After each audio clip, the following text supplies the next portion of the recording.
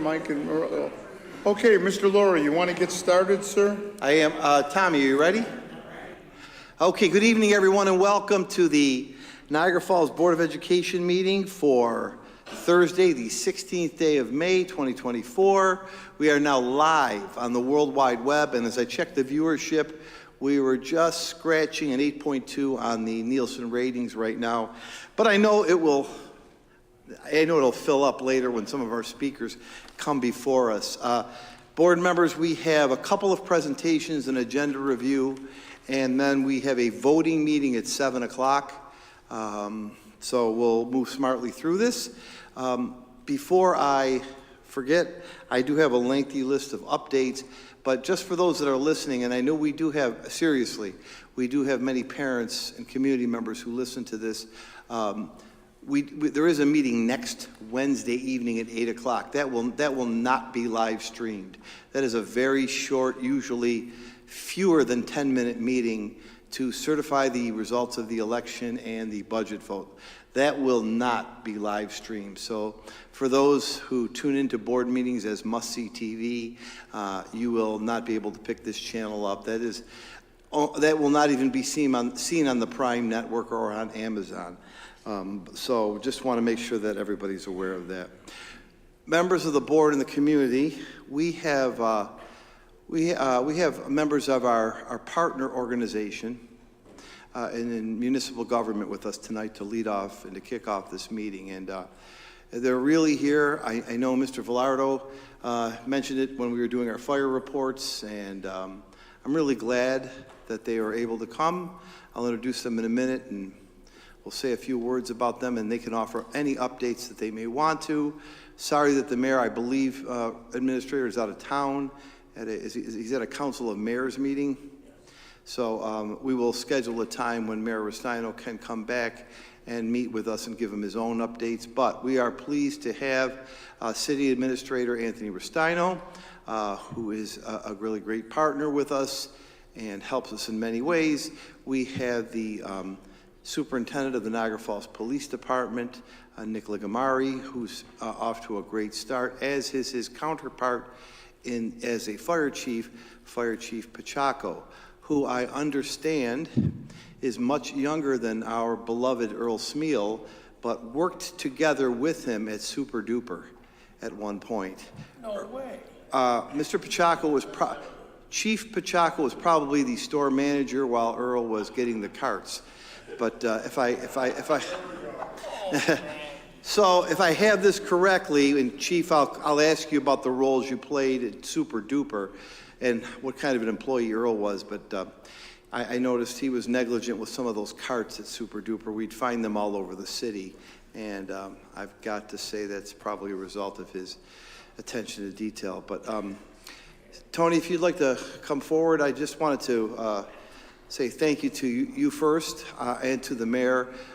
We have partnered on a number of things, most recently, and I know Rick Corella is involved with this and working with the administration to share our summer programming with the city programming so we don't overlap and we have one comprehensive programming.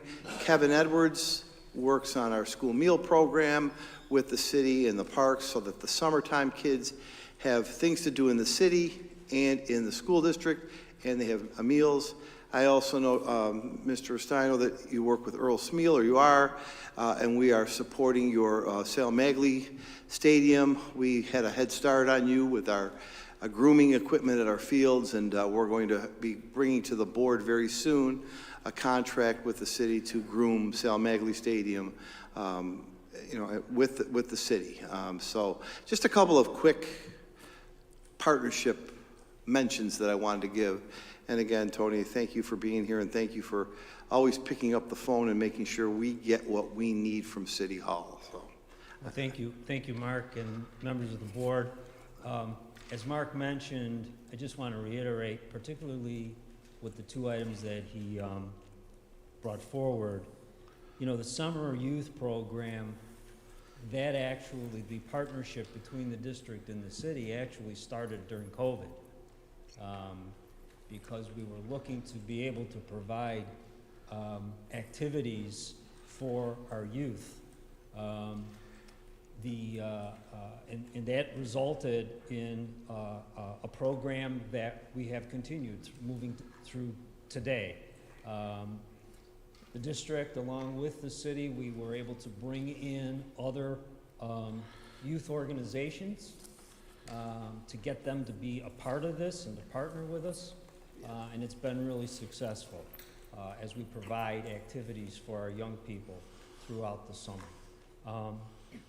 With respect to Sale Magley Stadium, actually the superintendent reached out to the mayor and said, hey, you know, we have that type of surface at our fields. You know, if we can help you out, you know, we'd be more than happy to do that. The city spent close to $1.8 million to make Sale Magley Stadium a field turf facility. And it has been used by both Dewville University and SUNY Niagara. They now use Sale Magley as their home field. We will, on June the 7th, just as a little plug, will be the start of the baseball season for the Niagara Falls Americans. The league is similar to the league, it's a collegiate league, similar to what we had with the Power. Robbie Nichols is the owner of the team. He's also our stadium, also oversees the stadium for the city. And there's a number of promotions that they have lined up for this season. The season runs from June 7th. I think the last game is the first Monday in August. If they make the playoffs, then there may be some other August activity. So we really appreciate the reaching out of the district, because that is a huge investment. We want to make sure we protect it, and we appreciate that. There have been other times where, you know, something's going on, and Mark will let us know that there's something going on at one of the schools. Can we help in any way? I know I've been in contact with him with respect to the road project over at Independence Avenue, which, by the way, I think we're going to be right on timeline, which we said end of May. It's looking really good. I was by there today, so we should be able to meet the timeline of Memorial Day. And this is what I think really what it's all about, is that partnership and between the district and the city. We deal with the same people that you all do, and if we can marshal our efforts and resources together, it's just going to benefit the entire city. So I thank you, Mark, thank the board for your help, and we'll continue to be there for a partner for the district. Thanks, Tony. Yeah, it's looking really nice next to Gaskill. It is. And you'll hear it, yeah, we're putting air conditioning in Gaskill, and that median looks beautiful over there. A little bit of an inconvenience, but it's going to make Gaskill look even better too. Yeah. So we're weathering there's always some parking woes, but we're weathering it well. So thank you very much. You're welcome. Thank you. I wanted to appreciate your lending us to our police chief and our fire chief. We'll start with the police chief next. Chief Nick Ligamari. Come on up. Superintendent, can I ask a quick Sure. question? Oh, yeah, sure. Thank you. Tony, how long do you get out of a field? How many years out of artificial turf? I think from what I was told, it should be good for 10 to 15. Yeah. Where are we at now? We're at 12. And ours Our good. warranty is 12, and I got to tell you, it's holding up way beyond 12. Just curious. Yeah. Our concern is I mean, we wanted activity in the stadium because I think the stadium has been underutilized for years. Yeah. So, with the increase in activity, I think it's going to be more of an effort on our part to make sure that, we're doing what we need to do to maintain it. And the district, through Earl, you were able to send one of your staff people over and kind of gave a little bit of a tutorial to our folks as to just routine maintenance that has to take place after games. So we appreciate that. We appreciate it. Ours are 10. This is a strange thing to say. A good thing for COVID. During COVID, we had 2 years of very light use. I'm trying to think of good reasons for COVID, right? Good things about COVID. Good thing during those 2 years of COVID, we didn't batter the field. Ours are in great shape. We have a 12-year warranty.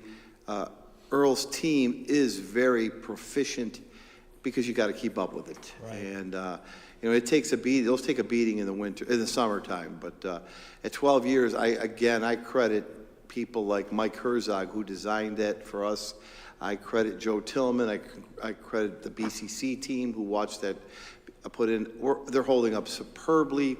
We GMAX test our fields to make sure that the bounces are correct, safety is correct.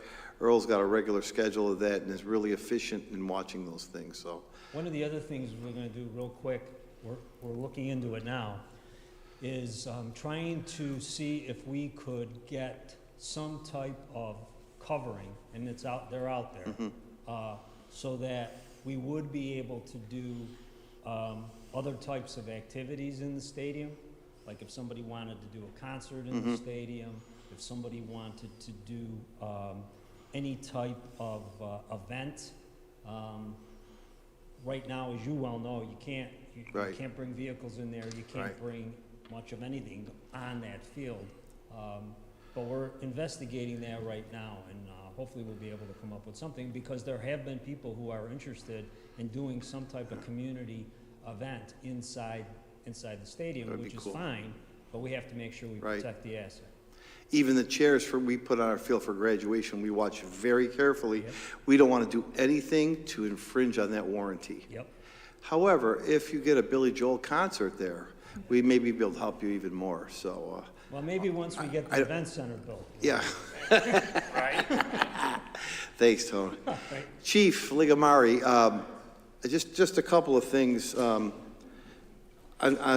behalf of the district, I want to, first of all, congratulate you on your service and congratulate your daughter, who will be serving on her own as a police officer tomorrow. That's quite an accomplishment.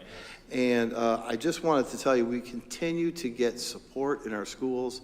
We have 5 school resource officers. We could not do without them.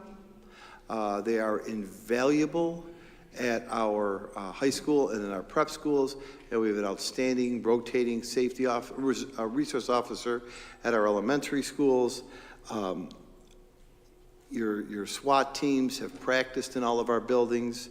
You've helped us with drills.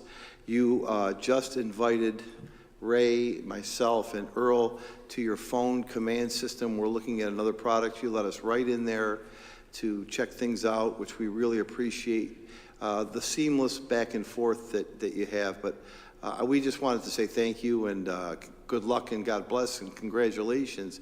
You have a difficult job, but you have been there every minute for the school district as police officers. We're very thankful for the officers. No, first of all, I'd like to thank you for everything you do for us, the police department, and the board, because the 5 resource officers that you mentioned basically would not be possible without the support from the schools and the board. It's the board members. Right, and so that just probably couldn't happen to that extent, to have 5 dedicated officers, trained officers. And I hear nothing but good things on a daily basis. So as long as I'm around, we're going to continue this relationship with the school and the school board, and anything we can do, we'll definitely try to do. We're also coming up, another partnership with the school on June 7th is Game Changers. That's a nationally recognized program through the DEA along with local law enforcement, where we recruit kids, pretty much any age kids, but usually it's around 4th grade to 12th graders, and you graciously are allowing us to use the high school. It's going to be every Friday night from 6 to 9. I think there's like 8 Fridays that they'll be doing this. And they not only play basketball with nationally recognized trainers and basketball people, but they're also going to learn. Each session has some type of learning opportunity, whether it's resume building or job interviews or just a host of other things. So we thank you for your partnership. When we asked for the use of the gym, we were basically just told if we can do it, we'll do it, and it worked out. So thank you for that. Yeah, no, you're value added to us. Again, please extend to your resource officers their value and their ability to work with our administrators. We appreciate that. Very sorry about the loss in the police fire game, which was a little bit. That's not going to happen this year. Okay, good. All right, that's good. That's good. It was the previous chief. I know that was right. Faso. He didn't work the guys hard enough. Yeah, we noticed that he's no longer on the job. That's right. I also have it on good authority that a board member sitting next to me was sneaking plays into the fire department. He turned, boy. Yeah, right. I didn't see that coming. He turned Yeah. pretty quickly. Wait till he gets a parking ticket. Wow. No. Well, let me just tell you this. Let me just tell you this. They were taking a beating for years, okay? I would go to these games, I go, oh, God. You know, I look over there and look, these guys are so much faster, you know what I mean? But, They needed Coach Tony. Yeah, no, my son gets all the credit. He Yeah. put the plays together, and all those guys meshed, and now, with some of the new hires, they got some athletes Yeah. on that squad, too. Yeah. So now it's a little more even the, keel up. But well, we're happy that Tony's football coaching record is now up to 3-28, so that's really good. And damn them Wolverines. and no, thank you. And your father is still the greatest TV repairman That's right. in the history of television repair. Yeah, well, No, when his dad used to come to our house when I was a little kid, he would come over at 2 to fix a picture tube. I don't know if you, and he would be having meatballs at 5 o'clock in the kitchen. He hadn't left, so took a while. Thanks you very much, Chief. Would you please pass on to your crew our appreciation? I definitely will. Thank you. Anyone have any questions or anything? All right, thank you. Fire Chief Pachaco, we really are interested in the work ethic of Earl Smeal, but before we do get to that, I just wanted to thank you and ask you to extend to your crew a couple of things. Unfortunately, from time to time, we do have dirty smoke heads. Kids have actually been much better about pulling fire alarms. I think we've had 2 or 3 pulls this year, but we do have dirty smoke heads. Your team comes in, they walk the building, they help us check things out. They are there with us for their annual inspections. This year, we inspected in December, January. Next year, we know it's November, December. So we will make sure that we're on top of things, and we appreciate for all the help you give, the firehouse with the little kids and everything you do, and of course your team. Oh, here comes my favorite firefighter of all time. Hi, Mr. Bass. Yeah, I heard those comments about the football game. You're not taking a hill. He was sitting in his car. He came running in. Now, we just wanted to extend our thanks to you. The board has to certify the fire reports. Earl Smeal presents them, and we wanted to meet you officially, even though we've known you, and we want to welcome you and say thank you. Thank you for having me tonight. Yeah. Thanks for dinner. You're welcome. Thanks for loaning us the carts for the Eclipse. Yes, that's right. That was excellent, very needed. We didn't know where to turn to for carts, and we got what we needed. And that's cooperation I want to see throughout the city, that I wasn't aware of, being Right. just a captain on the job. But now I could see the city, the people on top, make sure everything works together. Right. And we're all cooperating all the time. No, we were glad to help you with those carts and those police, fire, city. That was an unbelievable coordination. I'm sure we didn't get the voluminous number of population, but boy, I think the city was ready. And it went off without a hitch. And yeah, there's no reason in a city our size to have dual purchases of things like carts that's just not good for the taxpayers. And we're here, and again, to your department, your men and women, I know they come to our buildings. Sometimes it's for a dirty smoke head. Sometimes it's because a student has made a bad choice in pulling an alarm, but they come rapidly. They treat it with sincerity and like it's a situation that they've got to respond to, and we appreciate them, and we want to explain that to you. Well, you got to be prepared for whatever is on the other side. Yeah. If you walk in Yep. and you're unprepared, you look foolish, and Yep. you'll get it when we get back to the hall. Yeah. You know that. So And I got to say, Earl was a good employee. he was. Yeah, he was great with produce. Oh, he was in produce. He was in produce. I was just an assistant manager. Well, of course you were a manager. I knew that. And Earl was just spraying the produce to keep it moist. Is it? He was, squeezing it. Oh, that's what he did. At Super Duper. He wore What that was? green smock around, In a smock. Okay. He looked really good. All right. Hello, my name is Earl. Where was the Super Duper that you worked at? It was Pine Plaza over here. Oh, yeah, It was, okay. Office Max now. Oh, yeah, Save-A-Lot. All right. Yeah, I know. Yeah. Yeah. He wasn't on carts, because I used to see carts on Pine Avenue. might have been. In the creek, Did we start everywhere. at the same time, Earl? I don't remember. I think he was ahead of me, for sure. Yeah. Wow, we're really. Yeah. He is. He was a good employee? He was a great employee. Well, you taught him well, Chief, because he continues to do a good job here. So you I taught him. even let him move on the island with me. Oh, nice. Nice, yeah. We had to fill out an application, but But just that's Cayuga Island, not Grand or Goat, just in case anybody wants to know.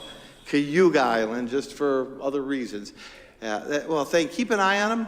I will. And again, board members, anything for Tony, Chief Ligamari, Chief Pachaco? I would just like to thank both, all three gentlemen. Without your, moving so quickly into our schools and all our kids with medical calls.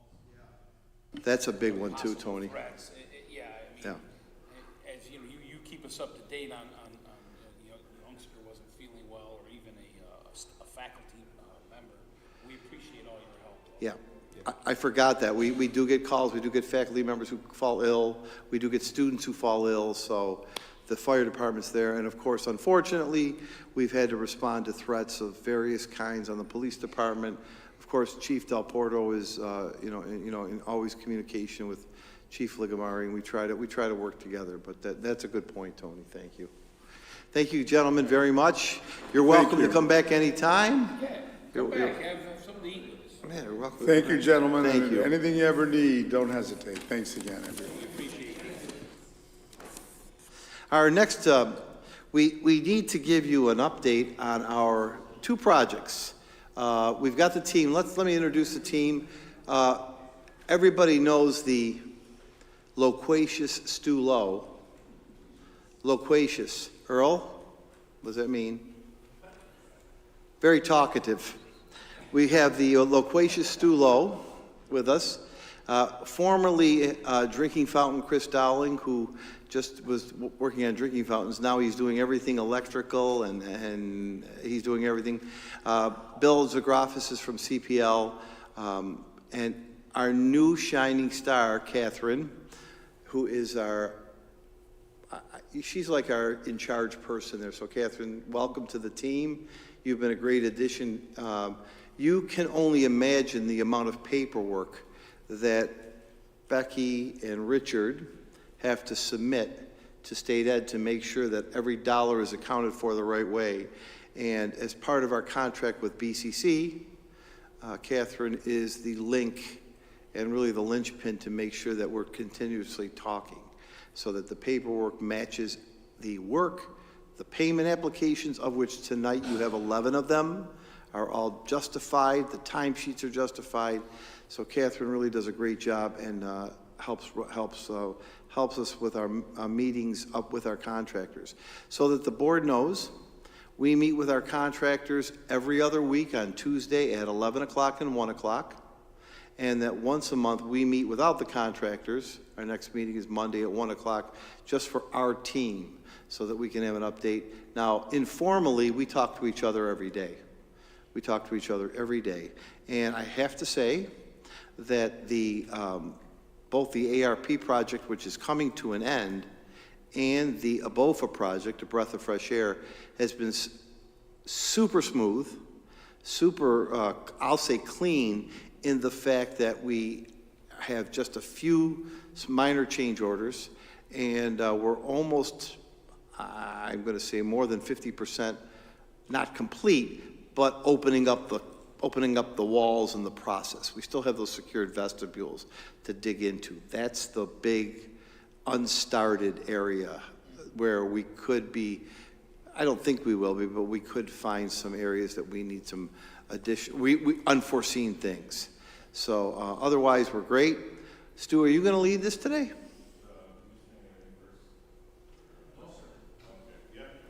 Okay. Stu, it's very nice to see you. Thank you. This is Stu Lowe. Yeah, good to see you. So if you would take us smartly and efficiently through this, I think it's about 12 slides, but we want you to see what's happening. And remember, a lot of this is behind the scenes stuff that you're not going to see, but needs to get done to have the proper infrastructure to run the school. All right. We're going to go through this. I'm going to have some comments on each slide. If you could kind of try to hold your comments and questions to the end, and we'll have some discussion afterwards. So these are both projects. We're going to do the American Rescue Plan first. Hang on, let me turn this on. Okay, so at Henry Kalfas Elementary, we have a lot of work going on there. Hang on, I need to get my notes out. These are some aerial shots of the building taken from Captain Chris Dowling's drone over there. So the big picture is the ACCU 1 that's going to tie into the west side DOAS unit to provide air conditioning for that ventilation unit. And then on the other roofs, the other pictures, you'll have various other units that are being replaced. So we have, other than the ACCU 1, we have a total of 11 condenser units that are being replaced on this project, ranging from 8-ton to 18-ton each. Some of them on the ground, some of them on the roof. That crane dropped that gentleman right to there, right? Is that how he got up there, or do you use a ladder? We don't drop things, we set them. He set the guy there. So just to be clear. Thanks, Judy. All right, so this is down in the crawl space in Kalfas. So these are the branch boxes and refrigerant piping for the VRV system over there that we're replacing. A lot of work. So we had 22 branch selector boxes being replaced. Majority of them are in the basement, some of them are in the ceilings up in the school. And there's 53 indoor units on this project being replaced. Some in the ceiling, some wall units, some ceiling cassettes. All right, this is the high school. So we started demoing the chillers as soon as cooling season was over in the fall. Shut the chillers down, drain the tower. You'll see this is the old chiller on the lower right-hand side. And you'll see us craning out the barrels as they were separated and getting those out of the building.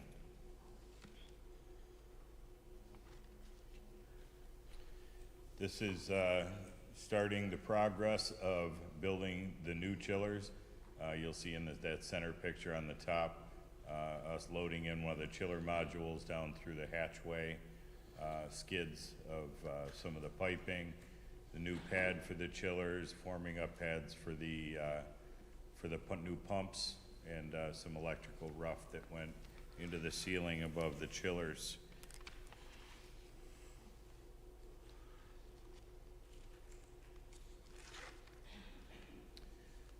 Here we're starting to stage some of the equipment down in the basement as it comes in.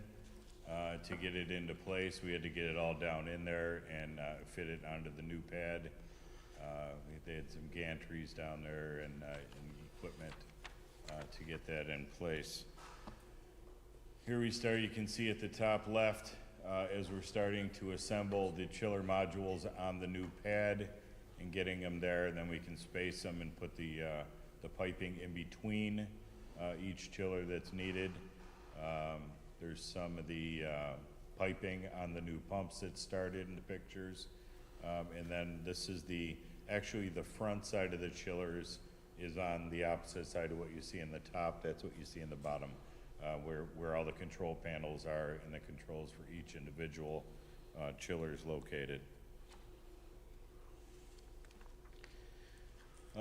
Here's your new cooling tower on the high school. Originally, in the start of the project, we talked about refurbishing the old one.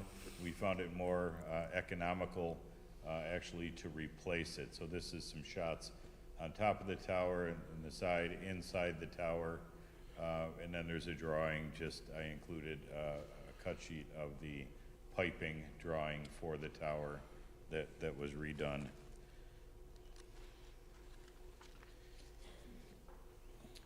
So here's the chiller all assembled in the right places, the piping done, the buffer tank in place, everything ready to fill and run. So each module of the chiller is 140 tons of capacity, given that entire chiller. So the 8 modules is considered a chiller, so that the entire chiller is a capacity of 1,120 tons of cooling capacity, which is down from the original chiller, but with the load calcs that CPL did, we found we can be more efficient with these chillers and provide more with less and a lot more staging and efficiency with these chillers. This is the main control panel for all the chillers. A lot of information in here. Is a touch screen. So you can see the temperature of the chilled water, the condenser water, which is the tower water, the kilowatt usage. It tells you how many modules are running, as you can see here, because the way it lights up. You have 4 modules running that are colored. It tells you the water temperature in and out of each module. There's a ton of information here, and it also gives you alarms or alerts if something goes wrong or something locks out on it. This is all also tied into the Johnson Control System, Metasys system for the building controls. So not only can you see this here, Earl can see most of this right at his desk in his office, so through the control system. So this picture is 2 pictures taken basically from the same spot in the chiller room. Kind of a before and after of the old chiller as we started to demo the piping, and then the new chillers, buffer tank, and pumps in the lower right-hand corner. So just to give you an idea of the difference, saving a lot of money and energy on the new one. And here's the shot of the chillers up and running, all the control panels lit on the individual chillers. And right now, as of even this morning, they're running about 44 degrees delivered chilled water temp into the building, which is 44 degrees is the set point for the building. So it is working hard, doing its job, and performing well. So now we're going to get into the... Yeah, before we do, Stu, excuse me. Thank you, Ray. I want to stop there, and I want to make a distinction. Everything that you saw on the screen to this point is funded by the American Rescue Fund dollars. I want to make that people watch this board meeting, auditors watch it. I want to make sure we have a very clear delineation of payments. This isn't the only money we spent American Rescue Dollar funds on. We completed Bleneva Bond and similar work there, Calfus, Niagara Falls High School. This was a justifiable expense because it provided better air quality for the students. And remember, the American Rescue Funds came as a result of COVID. All of this money, all of this work has to be done by September 1st of this year. So I think 85% done, 90% done. We are constantly on, and I want to recognize D.V. Brown because you have resolutions to pay for them. I want to recognize CIR. I want to recognize Johnson Controls. But I want to stop and delineate here because this is for better air quality in those 3 locations mainly, paid for by American Rescue Funds, not the 98% reimbursable conversation we'll have in a minute. But that work was done primarily on better air quality, along with all of the academic programs that Rick presented. Mr. Burgess was here last week on the social emotional programs. Now this is the 3rd leg of American Rescue Funds so that people listening and auditors can see this is what your district did with that money. So I want to make that distinction. And I would also like to tell you that one other thing you will see out of American Rescue Funds money is they're going to replace some sidewalks. And the sidewalks are, if you know where the bus loop is, and you know where that Art Guild door is, they had to use some of the equipment to hoist. And in there was money allowable to replace any sidewalks that were cracked or damaged because of the weight that was put on them. That will occur right after school lets out on June 27th or 28th. So I want you to know, and I want those listening, because we'll use this in an audit, that was an ancillary part of this project, but money we had to use. We'll get nice new sidewalks in that area, and they'll be replaced as part of American Rescue Funds money. I really would like to pause to see if there's any questions on this, because then we're going to go to a different section. Stu, if I can try to understand this. The tower cools the water by the evaporative theory, wet bulb theory, which is the water coming from there is coming from the chillers to cool the compressors. Chiller gets warm, the hot side of the refrigeration system goes through an exchanger. That water goes up to the tower. And to cool the water, that's the cooling water for the compressors. And the Freon cools the coils that. Freon chills the water. It chills the water, Right. and the water goes to the evaporators. Goes up to the coils in the air handlers. Okay, now I got it. Want to make sure I understood it. Thank you. Earl? Just in terms of footprint, I don't know if it's just a picture or not, but is the new system larger than the old? It takes up a little bit more real estate, but it goes the other way. So it's kind of perpendicular. The old ones that you see in this picture kind of ran this way. The other ones go 90 degrees and they go along the outside wall. There's not much open real estate before or after, but it's different locations. So I don't know. I mean, I don't really know these types of systems, but it seems like this might be easier to repair and just by the spacing and. yeah, it's a lot more efficient, a lot easier, a lot more technical. It's less apt to wear out because it's a maglev compressors, so that there's not really a lot of wearing parts in it the way they operate. So the longevity of these should be significantly longer than we had in there. Good. Any other questions on ARP? It looks, Earl has reported that he's very satisfied. I'm very happy with this so far. We have yet to experience the design day, but just Next today week. alone, 75 degrees out, on the humid side, it was doing its job, and it was keeping the entire building cool, and the highest I saw was just over 100 kW. Again, that's outstanding compared to where we were with our old chiller when it comes to electrical consumption for cooling that size. And when you were there, you had 3 modules running? There was 2 modules running this morning at about 105 kW. That was about 10:30. Maintaining with 2 out of 8. but it's lower temps. Yeah. They stay on as demanded. Good. Thank you. All right. Now, we're going to change gears and go to what somebody called the breath of fresh air. Richard's contribution was the name, but he comes to the meetings. Yeah. Now, breath of fresh air has multiple parts to it. This is a whole set of different contractors.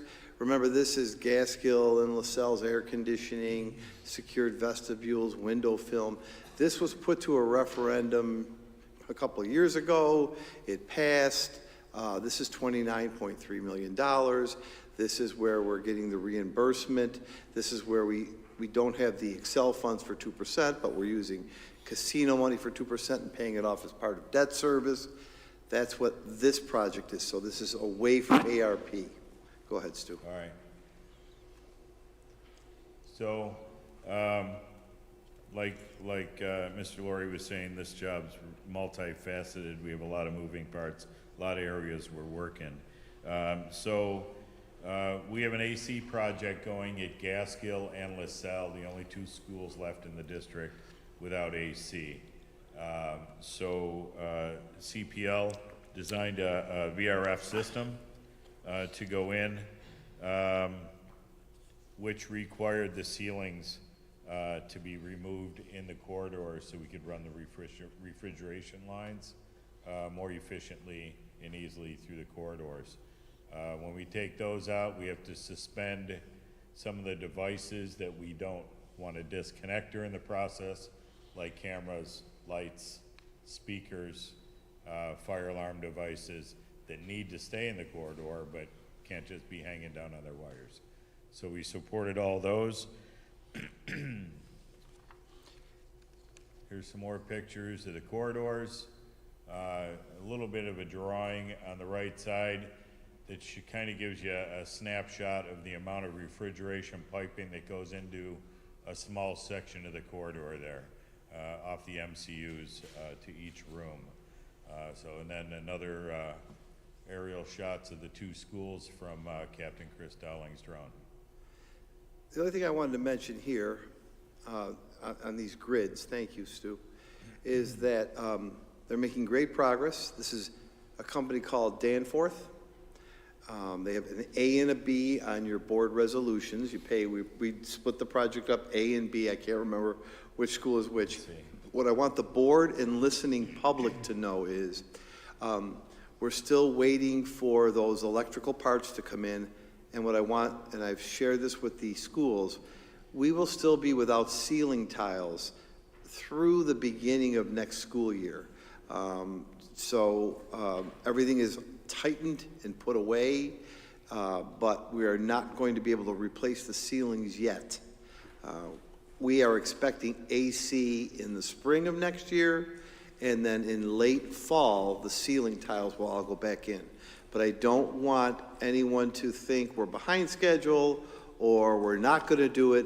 We just want to make sure we're all tightened up and tidied up, and then the ceiling tiles will be replaced. And in transparency, that will probably be late fall. Thanks, Stu. All right. This is some of the equipment that's going in the corridor ceilings. These are the MCUs, like the branch boxes we saw in the crawl spaces on the Kelfis. This is the MCUs, a different manufacturer. They call it something different. Basically the same thing. So these are piped to the individual room units, and then one line set goes from these out to the condensing units, providing cooling for multiple rooms. Also, this allows super efficient operation of the system and simultaneous cooling and heating. So one room can be cooling, one room can be heating, all off the same system, same condensing unit. Recovered heat from the cooled room gets redistributed to heat the room that needs heat. So the efficiencies on these are very high SEER ratings.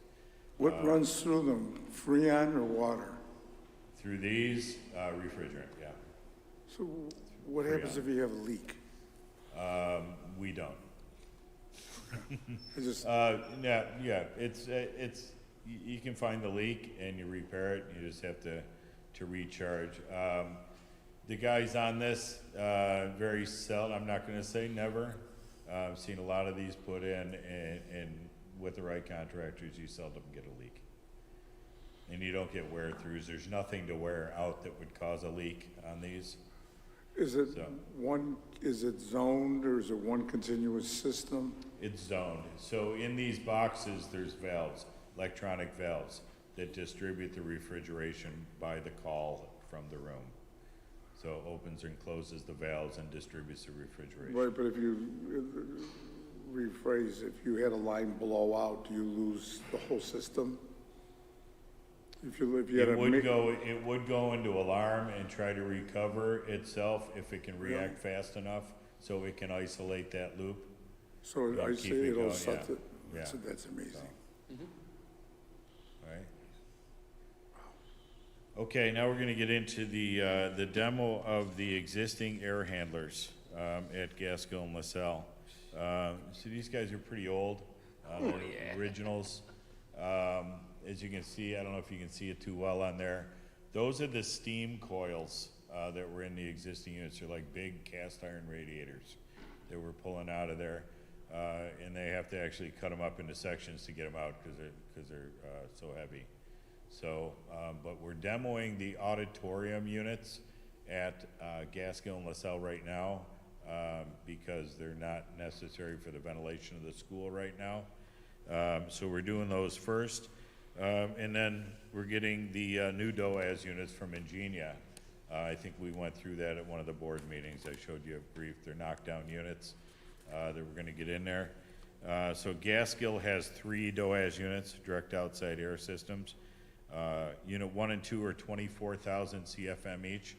Those ventilate the school, the classrooms, hallways, the school. And then system 3 is 6,000, that would be for the auditorium. Also, there's new chillers that'll provide the chilled water for the DOAS to provide cool air for the ventilation air, temper it. So there'll be 250-ton chillers on each of those, or to supply for Gaskill's DOAS units. LaSalle has 3 DOAS units as well. Number 1's 18,000 CFM, 2 is 21,700 CFM, and DOAS 3 is 8,000 CFM, and that's for the odd. And they also are getting 2 new chillers at 120 tons each. And those chillers are estimated to arrive late December or January of 2025. So we get those in. We're building in 100-year-old fortresses. Yeah. 100-year-old fortresses, what we're building in, and that's what's taking, is so, it's why it's so involved. I mean, the end is going to be beautiful.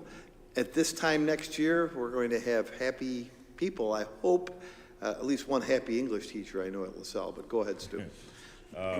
Yeah, some of these walls we're going through are as thick as the desk you're sitting at. It's crazy. So some of the old walls, so that's true. They're doing a lot of tough work, going through a lot of tough spaces. So this is the backside of LaSalle, and so you see we cut the. It's not part of the parking area, but it's back off the parking lot, and that's where the pad is going for the new chillers for LaSalle. We haven't been able to do any work at Gaskill yet for the pads for that because of the work they're doing on Independence Avenue. So we can't get the equipment in there to dig for the pads yet. So that pad, you see it formed up, was actually poured today, right? Yeah. And of course, I got a wonderful email from teachers who carved their name in the, it was a joke. Did you play along with that? No, I didn't get it. Yeah, so they were carving their name in there to me, and I said, this is a joke, right? And they said, yeah, we're just trying to make you smile. Go ahead, Stu. How'd that work? And I smiled for a minute. God. Okay, Blaniva Bond. Oh, So Blaniva Bond, we're building a greenhouse. You see in the upper left-hand corner, that's all your old concrete up there. And then we had Cerrone peel off the concrete. We had to move the flagpole. You can see up in the top in the center, that's a new flagpole location. Down in the lower pictures, that's all your trenching and excavation for your new footers. The picture on the top right, so when they were excavating, they uncovered an old power duct bank in there. And we looked and we found some old drawings up in the drawers upstairs from the original Niagara Street, and that's an old duct bank from the what's that? No, I don't think so. I don't think so. It's from the old. There is a big substation like a block away from Yeah, it's the Niagara Falls Power Company. Oh, yeah, So, which is off the old Shelkoff power plant that fed that. So it's pretty old. You did get into it, and it is empty, nothing in there live or crawling around, so. Yeah. But they're looking to form and pour the footers next week over there. Yeah, that's exciting. It's exciting. We have a little bit of work to clean up, and then next week you'll start to see some formation coming in. And this, I have to give credit to the bond staff. They've got a committee working on how to have the kids use this greenhouse in October, and they even have built-in days where we can bus our other students from other schools so that it's not just bond. They're going to bus the other schools there to grow. On top of that, next summer, that will be a community garden. And the community of the Niagara Street area will use it for their growing. And it's exciting to be putting in a state-of-the-art greenhouse in one of our schools. We're, again, the leaders in doing things like that. Thank you, Stu. All right. This is some miscellaneous pictures of some work that's going to be starting or has started. So top left is actually a general fund project outside of these projects. Right. But we wanted to include the pictures. That's the CEC boilers. The top left is what they looked like a couple months ago, and you guys got your money's worth out of those guys. And then down the two pictures down below are as of about 11 o'clock today. They're starting to demo them out as of Tuesday and get the sections off on one boiler. We still have the one boiler running in case we get a cold snap, so we can keep the building online, but they're demoing one out now. Stu, you did a really good job too, because this, just for the listeners involved, this is, you allow money in your general fund through the end of this school year to do this. Remember, a year ago you did the roof, this year you did this boiler system, because we hadn't touched CEC in many, many years. Because there is no aid on that. You know the aid formula, we don't get credit for the Head Start kids or anyone else in there. So you allocated money in your general fund budget for three things. One was a roof 2 years ago. This year was a fire suppression system in the records room, which is now complete, functioning, and we're trained on it to protect all our records. And the final general fund piece that should be done by June is the boilers. So we're going back to really keeping our buildings in good shape. Thanks for including that. All right. Top center is the PK boilers over at Cataract. That's part of the Ebofa project. Probably starting that mid-June to replace that. That's going to be done by Greater Niagara Mechanical. We're just waiting until Earl is confident enough that we can shut those down for the year and maintain. And that's back to Ebofa, and that's Cataract. Yep. And on the upper right, that's just one of the Metasys panels over in the high school chiller room that I wanted to include. That's part of the controls upgrade for the new chillers. The center pictures are the old boilers or the new boilers?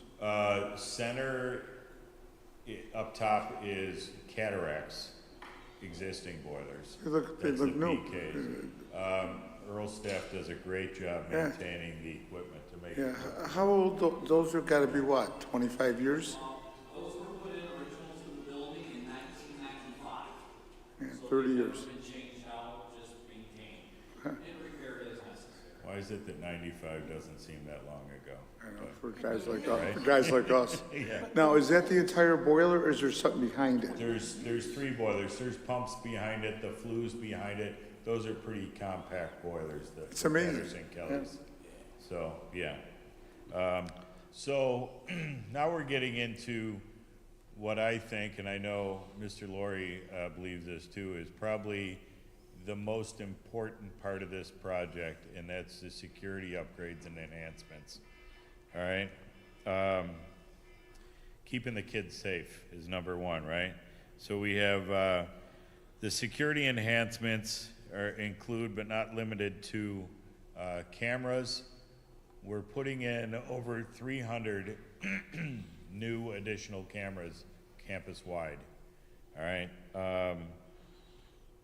Not only new cameras, but we're changing the locations of some of the existing cameras that are staying.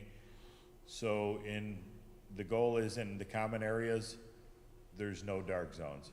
There's nowhere you can go in the common areas, any of these schools, and not be seen on camera. So that's what we're achieving with this. Additional storage servers are being put in the district to include better video capture. The proxy card upgrades from Continuum to Security Expert. It's a precursor to Video Expert integration, including intrusion. And you can see some of the hardware here on the lower right that has to do with the change from Continuum to Security Expert. So let me jump in here, and Ray, this is where Earl turns it over to Ray. Yep. New cameras, additional cameras, upgraded cameras, and servers to hold the footage. Security Expert, am I saying that right? Security Expert is a one-stop system that will work the camera, the door alarms, the nuisance alarms, and everything else that goes along with it. The wires are now being pulled for that, so that it will be on a one-stop shopping center, and we'll have the camera pan, tilt, zoom to it, we'll have a nuisance alarm go off, and it will all go under one umbrella. So it's hard to show that, but right now wires are being pulled. So the point of this is I want parents and this community to feel safe. Ray, you got anything to add to that? No, that was Go ahead. Great representation. Security window film status. So we're working through that. The security window film installation's moved along very well. We have 4 schools completed, almost 5 to date, with the remaining schools to be completed by July 31st. Right. So you're saying window film, and I know we've been talking about it a lot. This project consists of putting film on 3,378 windows in the district and 269 doors. Wow. Think about that. So- That's good. And I just want to say something in case you hear this. We're putting it on now. There has been some reports of maybe some bubbling. We asked about this. What we've been told by the manufacturer is that the film is still working, even if there's a bubble, and within 60 days of the heat hitting it, those bubbles will smooth out. Before we accept this project, we'll check every one of those windows and doors and make sure it's completely smooth. It's hard to show this, but as Stu mentioned, that's 5 schools already done. Good. Will that ever, Hi, Mike. questions, will it ever yellow? And if you wash the windows, will you scratch it? There's certain, we have to be pretty, Bill knows on film more. There are certain cleaning procedures that you have to do with any window that has a film on it. So that information is going to be relayed as part of the operations and maintenance that goes from the manufacturer to the district. So there are certain things that you have to do when you wash them. You have to be careful about harsh chemicals, abrasive materials, and things of that nature. You don't want to do it to the hands. If by some chance there is an error made or procedures are not followed from a cleaning perspective, does that only impact the visual quality, but does it also impact the safety of the? Typically only affects the visual quality of the lens. It doesn't affect the performance of it. Can it be replaced? If it's whatever the case. What do you, scrape it off, pull it off, scrape it off with a razor blade?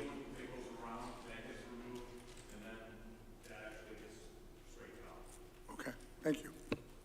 Okay, Stu? All right. And that's it. Well, for the who is that, presentation. Stu? Huh? Who's the beautiful little girl? That's my beautiful little granddaughter. She told me I did a good job. That's So, Stu's granddaughter. Just in closing, I just want to say, all the projects are progressing well. On behalf of our team, I'd like to thank Earl and his staff for their assistance whenever they're needed. Also, I've worked in a lot of schools in my career, and I've never worked in a district where the superintendent is as engaged in the projects as you are. Oh, thank you, On a Stu. daily basis, he comes to all our meetings, whether he's invited or not. They hold them and they don't tell me, because it's like a tornado when I come in the meeting. Stu, I'm touched. But no, involved on a daily basis, when things do go off rails a little bit, it's easier to get them corrected if we don't have to explain everything first. So thank you for your I'm touched, involvement. Sue. Don't be touched. It's a moment for you and I. My God, thank you. We've had a little bit of a rough go, so thank you. So, and any other questions except on the security film I have a question. and the debt, because we don't want to talk because of the sensitive nature. I have a question. Yep. And I think it was Gasco and the pad you're pouring for the chillers.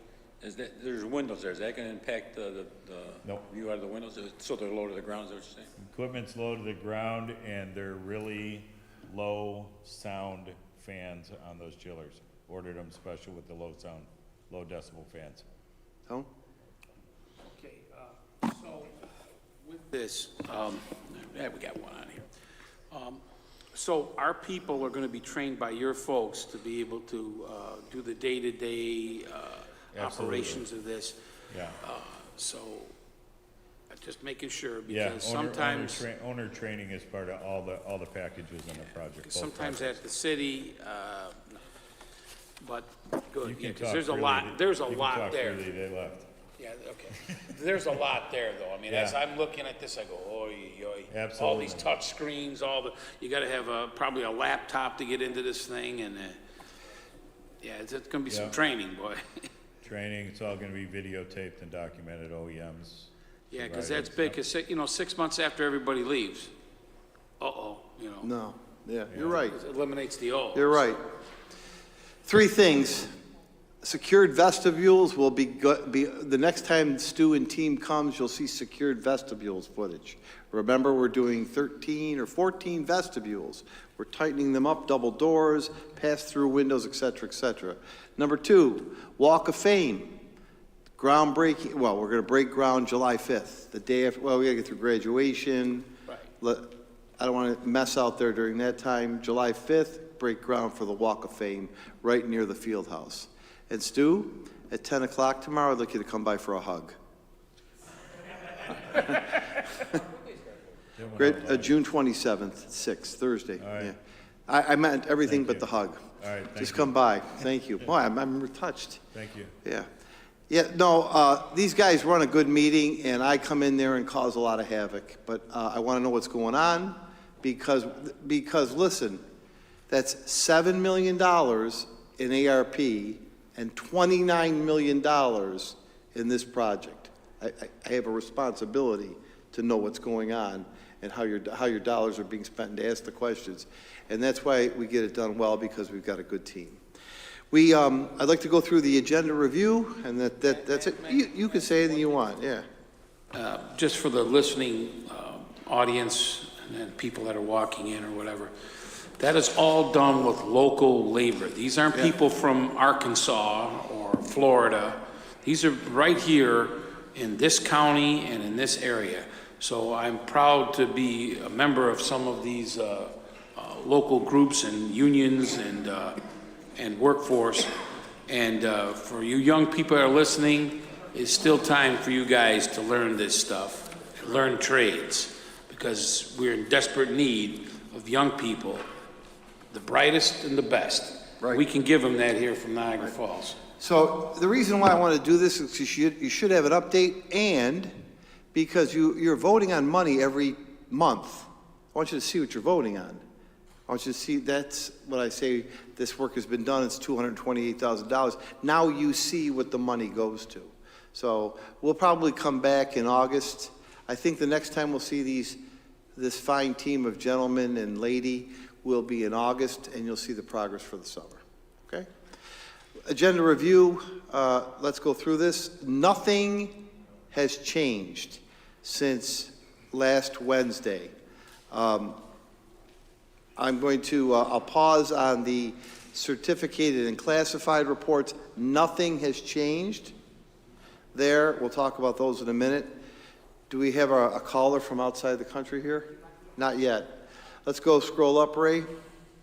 I'm not trying to go too fast, slow me down. That's Universal Pre-K, that's a grant, about $289,000 for pre-K. Small cities, remember, this is only the dues to join the association. And Mr. Velardo, your point last week, I have a call in to Mr. Biggerstaff, his daughter, and David Coons, who is the Maestro lawyer. I'm trying to schedule them for the June meeting because I did ask. They're going to try to be, and of course they will be video only available, okay? But this is only for dues. Number 3, Judy is always in, let me just pause right now and tell you, smooth, super smooth election. She's got it nailed down, but I think her biggest worry is always election inspectors. Absolutely. I don't want to read your mind, but it's election inspectors. This is to appoint 2 additional election inspectors. Everything has been on target and smooth with the election. 100%. 100%, Judy. 604, that is for, this is money we pay to Niagara County Community College for our P-TECH students. So we get a grant, we take the money, it's $181,000, and this pays for the courses for the students to get free courses. This is for the summer courses, and we pay this to Niagara Community College. That's why you're receiving it today and not at your reorg, because they're going to start summer courses in July. 605 is Gallagher. It's a $5,000 contract. I was talking to Mr. Consemi before the meeting. This is to hire our TPA, our third-party administrator for health care benefits. It used to be M&T. They've changed the name to Gallagher. We do it on a 3-year basis. It's gone down to a very nominal amount to be able to hire our third-party administrator and to have them as a resource if we have any health care questions. 606 is for nurses. I believe last time we met and went through this, we explained the expanded need to have nurses on buses. I think Mr. Bass was even involved in the situation. And this is to not supplant any district hiring, but to supplement the nurses that we have for after-school programs, on buses, et cetera, et cetera. 607 is needed because we have to have your approval to have Earl direct the use of pesticides on our grounds. And because our grounds are so proximate to that area behind the fields, some of your staff could be exposed to ticks and other things, right, Earl? That's correct. We really don't have a lot of control over what is almost a wetland next door to our property.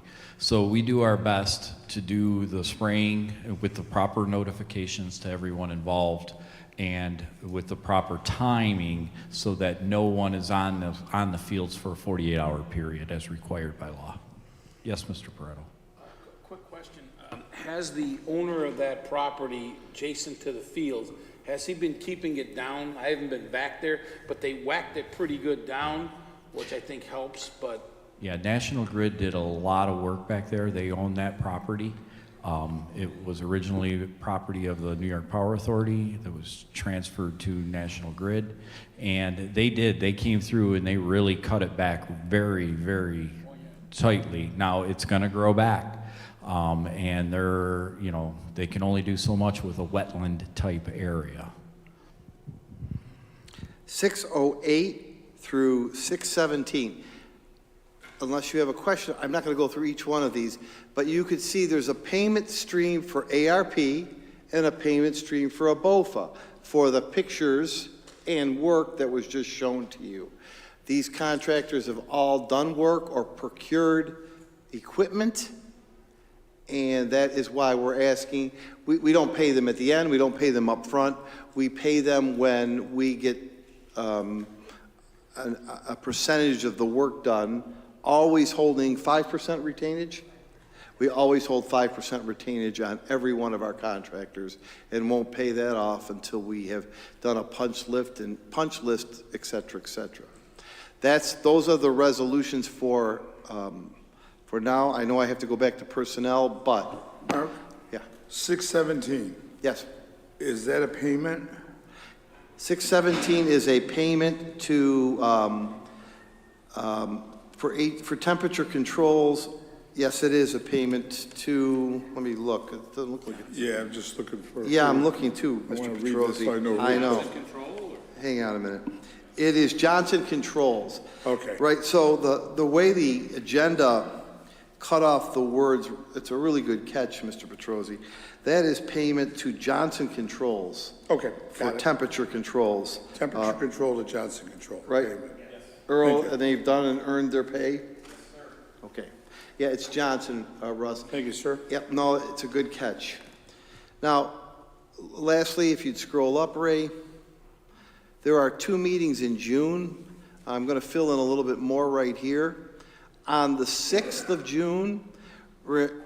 Velardo is coming. She's going to show you a continuum of 8 alternative programs for Niagara Falls High School that we will have for next year. You've talked about the big picture alternative school. There are 7 other alternative programs for students who may need them at Niagara Falls High School next year. And I'd like her to go through what all 8 of them are and what type of student would be a good candidate for that particular program. I know there's been a lot of talk. First of all, let me say this, since we've come back from the recess, we've had a super good run at Niagara Falls High School. However, there is always a need for alternative programs, and what she has put together and what I know you'll support are 8 different alternative schools, all with a little different flavor to it. So that's what that first topic means. The second topic that evening is that we'll have those students who have attained the seal of biliteracy. You know, we always have the kids come who are proficient in more than one language. We've done it annually. Interestingly, we have 13 candidates at Niagara Falls High School this year, and one of the candidates, hopefully, I believe it's a he, will pass. He is proficient in 3 languages. By the way, he goes to Niagara Falls High School. 3 languages he's mastered. So we'll bring those students to you on the 6th. On the 20th, we'll have a graduation update because the 27th, Thursday, is graduation. Then you know you have about 80 resolutions for the July 2nd meeting. And finally that day, if we're able to work with Mr. Biggerstaff and the lawyer for the Maestro case, we'll have him at 5:30, and I'll call Ray in to have the video conferencing with him to give you guys an update on that. So those are the promising future topics. If we would just go back to, do we have a guest on the phone? Oh, hello, this is Nolan Johannes. Is there someone on the phone? How are you? That is Maria Massaro. She is working. Greetings. I can't tell you. We have her in a bunker in an undisclosed location while she is doing staffing, because it can be very difficult to do staffing. So we've got her in a secured military bunker so that she doesn't know. Maria, I am going to tell the board this, and you correct me. The personnel report that was mailed to them in their Tuesday packet has not changed. I'm not distributing an addendum, Mr. Petrosi. There are a couple of asterisks. You'll notice, I think the first asterisks come up page 10, some summer Regents prep classes. You know, we're working on summer programs. Then I see 2 names on page 11 that were added. What does this mean? Alternative intervention training. Remember, we promised that we would give our teachers de-escalation training in the case of a violent incident. And I believe on the personnel report, there is an asterisk in one more place. I'm not, oh, here it is. I'm seeing it on page 16? 13? 13 is the next one. That is an asterisk.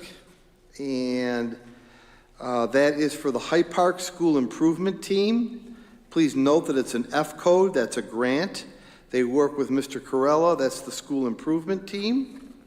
And also on page 16, Summer School Regents Prep, Niagara Falls High School, another grant. This is to prep kids for the Regents exams. Ms. Massaro, any other asterisks? There are none.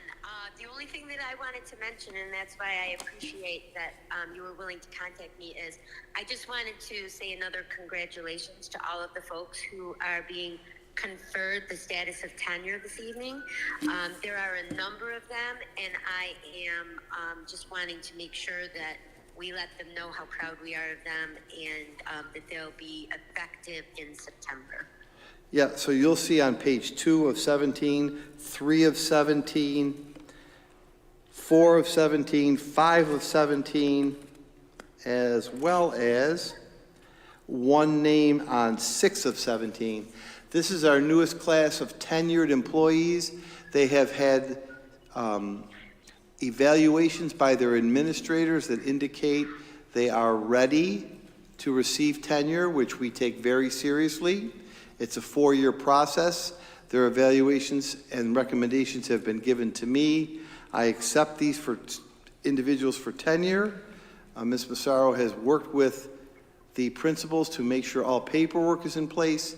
And I just will say again, while you're voting on this evening, they don't receive official tenure until September when they serve a day. Is that right, Maria? That's correct. Yep, that's correct. Are there any questions for Maria or myself on the personnel report? Okay, I do, Mark. No addendum, correct? No addendum. And it's items 1 through? It is items 1 through 14. Right. Thank you. I'm trying to work on being the human resource administrator. Like Becky, I got it. Next, I'm taking over maintenance. I'm kidding, Earl. I'm kidding. How long is a probationary period for non-teachers, like a food service worker? Is it the same as a teacher? Because you mentioned 4 years. Yeah, 4 years for a teacher. Maria, the question on the table is we're moving into the classified report. How does tenure, how does approval work there for their permanent status? For the change of status for the classified employees, Like a food service worker. it's the same as would be the regular CSEA employees. They serve a probationary period. It's usually about 3 months. There are 2 to 4 evaluations done during that period. And then once they have completed their evaluation process, Mr. Lurie signs off on their change of status, and they go from probationary to permanent. 3 months? Yeah. 3 months with 3 or 4 evaluations. And everything on this packet, that is CSEA, right? On this next packet is Yes. CSEA. Yeah, Mr. Capizzi, yeah. So with your permission, I'm going to go to the classified report. That would be a CSEA and Mr. Capizzi tall. So there's 2 CSEA divisions. CSEA that has maintenance workers, secretaries, nurses, etc. And then CSEA that has tall. These are associates. These are hourly workers. These are 3-hour workers. These could be classroom aides, special ed aides. They're under one CSEA umbrella, but they've bifurcated themselves into 2 different unions. Maria, just so I'm clear, on the CSEA tall side, I would answer Mr. Capizzi by saying this. The CSEA tall side are reappointed every year. So we certainly could remove a person at any time for certain behavior, but if they are not meeting our expectations, we do not renew their 1-year contract. Is that correct, Maria? That's correct. They're evaluated on a yearly basis, and if they are not meeting the requirements of their employment, then we don't reappoint them annually. So basically, they're 1 year. If you didn't do a good job and it was egregious enough, we'd remove you at any time. However, if after the course of the entire year in May, you didn't get a good evaluation, we would not ask you to approve their reappointment in June or in August. So it's 1 year. Yes, Ms. Dunn? That's correct. That's correct. However, they do also attain permanent status. It's just that their contract allows us to not reappoint them, but they do get the same probationary to permanent status. It's just we have the ability to reevaluate them annually. Maybe that answers Go ahead, my Ms. question. Go ahead, I just Ms. wanted to know if the teacher or staff person went through the 4 years of tenure and didn't make it, and you decided, well, they're not worthy of tenure, then what do you do? They would not be appointed for a job. They would not have, well, a couple of things could happen. Let's go through that. The first thing that I would ask, Maria, just so you know the question, and I want you to check my answer. The question I believe Ms. Dunn posed is, we're on teachers. They take 4 years to get tenure. What I've always asked the principals is, please do not tell me in their final year that they're not meeting the criteria. I don't like to do that in their final year. If after a year or 2 they're not making it, we like to call them in and we would remove them from the classroom as a teacher. There are cases when we have thought that they would be better served as a teaching assistant or an associate. So we will have that conversation with them. Mr. Capizzi is not really ready to be a teacher at this point. I'm using you because I'm looking at you. Mr. Capizzi has not met the criteria of, he's not on a good tenure track. We need to, but we see some potential in him. We may choose to outright say, no, thank you, or we might choose to say, Mr. Capizzi, we're going to ask you to be a teaching assistant. What that does is it allows that employee to get into some classrooms, work with kids, and to learn from teachers at a different level. It doesn't count toward their tenure, and hopefully they can learn and grab some remediation and improve their skills. Or else, we have had cases, Ms. Dunn, where we have not reappointed them. There have been cases of that. It's not pleasant, but it happens. Rick, is that about right, Principal? Maria? That's correct. Yep, that's correct.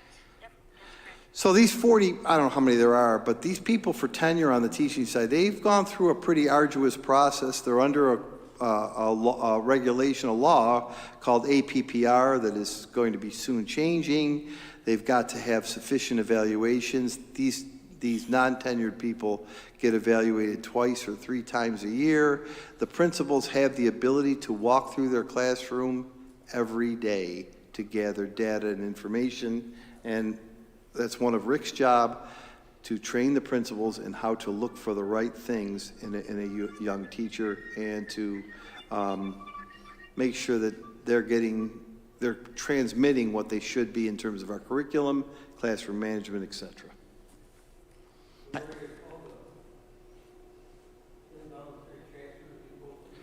So, Mr. Consemi's question, Maria, was about voluntary and involuntary transfers. No, we've established who they are. We haven't done that yet. There is 1 involuntary transfer in special education and 4 involuntary transfers in elementary ed. There's only 5 involuntary transfers this year. We'll probably do that the day after, Maria will call those individuals, tell them what openings there are that they can bid on by seniority. She'll do that probably next week or the day after Memorial Day. That would then create all of the openings where we would put our regular subs.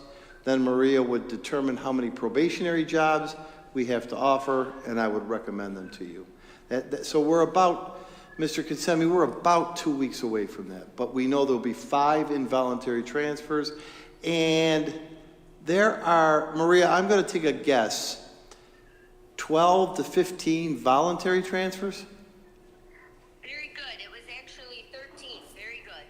There are 13 people, 13 teachers, Mr. Kinsemi and board members, who have put in a paper by May 1st to say, I'm voluntarily asking to go to a different school or grade level. 13. You remember voluntary transfers. Not bad. Many of them are in the elementary division. I could think of only maybe a couple at the high school or prep school. Most of those 13 are at the elementary division. That hasn't been done yet either. I have to weigh in on that with the principals, and I'll do that the day after Memorial Day. So then we'll move those people in, and then we'll finally see what the openings are. We'll plug in our regular subs and our probationary, and you will have a very thick personnel report June 20th and July 2nd. Very thick. Pretty consistent. Yep, pretty consistent. I think we would be pretty consistent. We are up 3 special education classes, Mr. Kinsemi, and these are kids coming from preschool up to us, and I believe we are down 2 regular classes, 2 general ed classes. We're about a +1 or even right now, maybe even. Pretty close, Maria, from memory? Yes, thank you. Yeah, about pretty even, pretty even. Mark, one more quick question. Sure. You could answer the 30-second version. What is the date that a teacher can rescind their retirement if they announce a retirement? That one Maria, I'm going to ask you that. The question that Mr. Capizzi poses, what is the final date a teacher can rescind their retirement letter? They should give us 30 days notice, so we would request that we have it by May 31st, but we have accepted them over the summer in the past.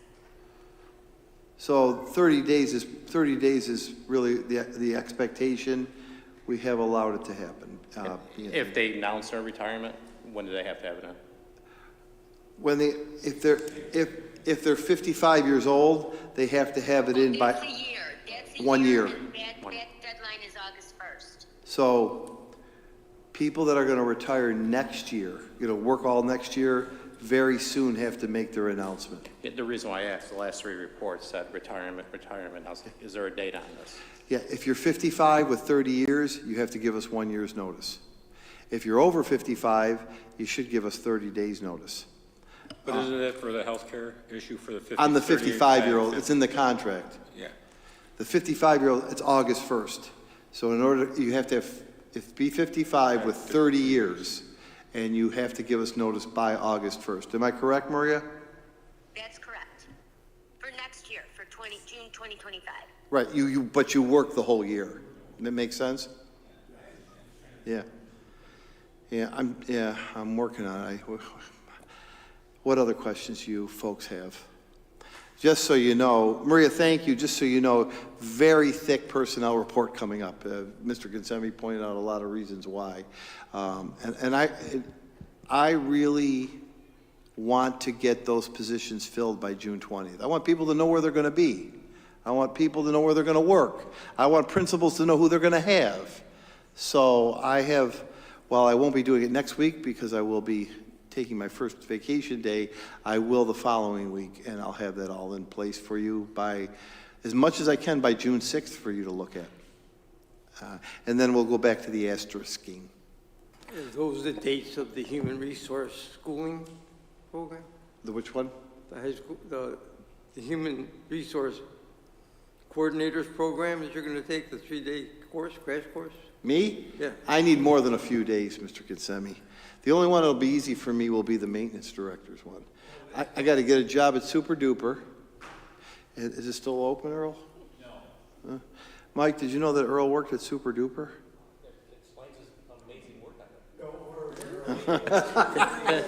That has grit. Mr. Petrosi, that is all, unless you have questions, sir. Mr. Laurie, do you want a 5-minute break? You want me to start? Start. Everyone says start? Okay. Thank you. Let's call the meeting to order. We'll start with the pledge of allegiance. Flag of the United States of America and to the republic for which it stands, one nation, under God, indivisible, with liberty and justice for all. Thank you, Judy. Thank you. Prayer by Mrs. Dunn, please. Let us pray. Dear Lord, thank you for your goodness and mercy we receive every day. Grant us wisdom to make this meeting a productive one. Remove any distractions that will make this meeting unproductive. We start with you, Lord, and we will end with you in good faith. Thank you for your many blessings. In Jesus' name, amen. Thank you, Clara. Judy, would you kindly call the roll? Mr. Bass. Present. Mr. Bilson. Present. Mr. Consemi. Here. Mr. Capizzi. Here. Mrs. Dunn. Mr. Cadella? is, Excused. I think excused. Okay. Mr. Pareto? Here. Mr. Velardo? Here. Mr. Petrosi? Yes. 8 present. Thank you. And I do not have any speakers on agenda items, so saying that, I will move on to written communications. I do not have any that I'm aware of. Let me just take another look. And recommended actions from the superintendent. Items 401 and 40201 minutes from the April 24th meeting, along with approval of budget transfer number 10, please. Thank you, Rob. Second. Nick, questions? Call the roll, please. All in favor? Aye. Any opposed? Thank you. Thank you. 404 is the treasurer's report. It's received and filed, along with 405, the budget status report. I have a personnel report for you, ladies and gentlemen.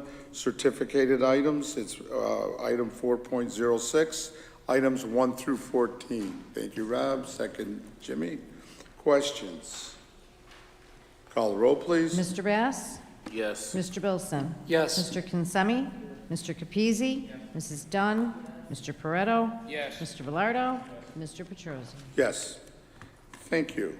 4.07 is the personnel report, classified items 1 through 11, please. Move. Thank you, Tony. Second, Jimmy. Questions? Call the roll, please. Mr. Bass? Yes. Mr. Bilson? Yes. Mr. Consemi? Mr. Capizzi? Mrs. Dunn? Mr. Pareto? Yes. Mr. Velardo? Mr. Petrosi? Yes, thank you again. 408 and 409 together. 08 is the Committee on Special Education.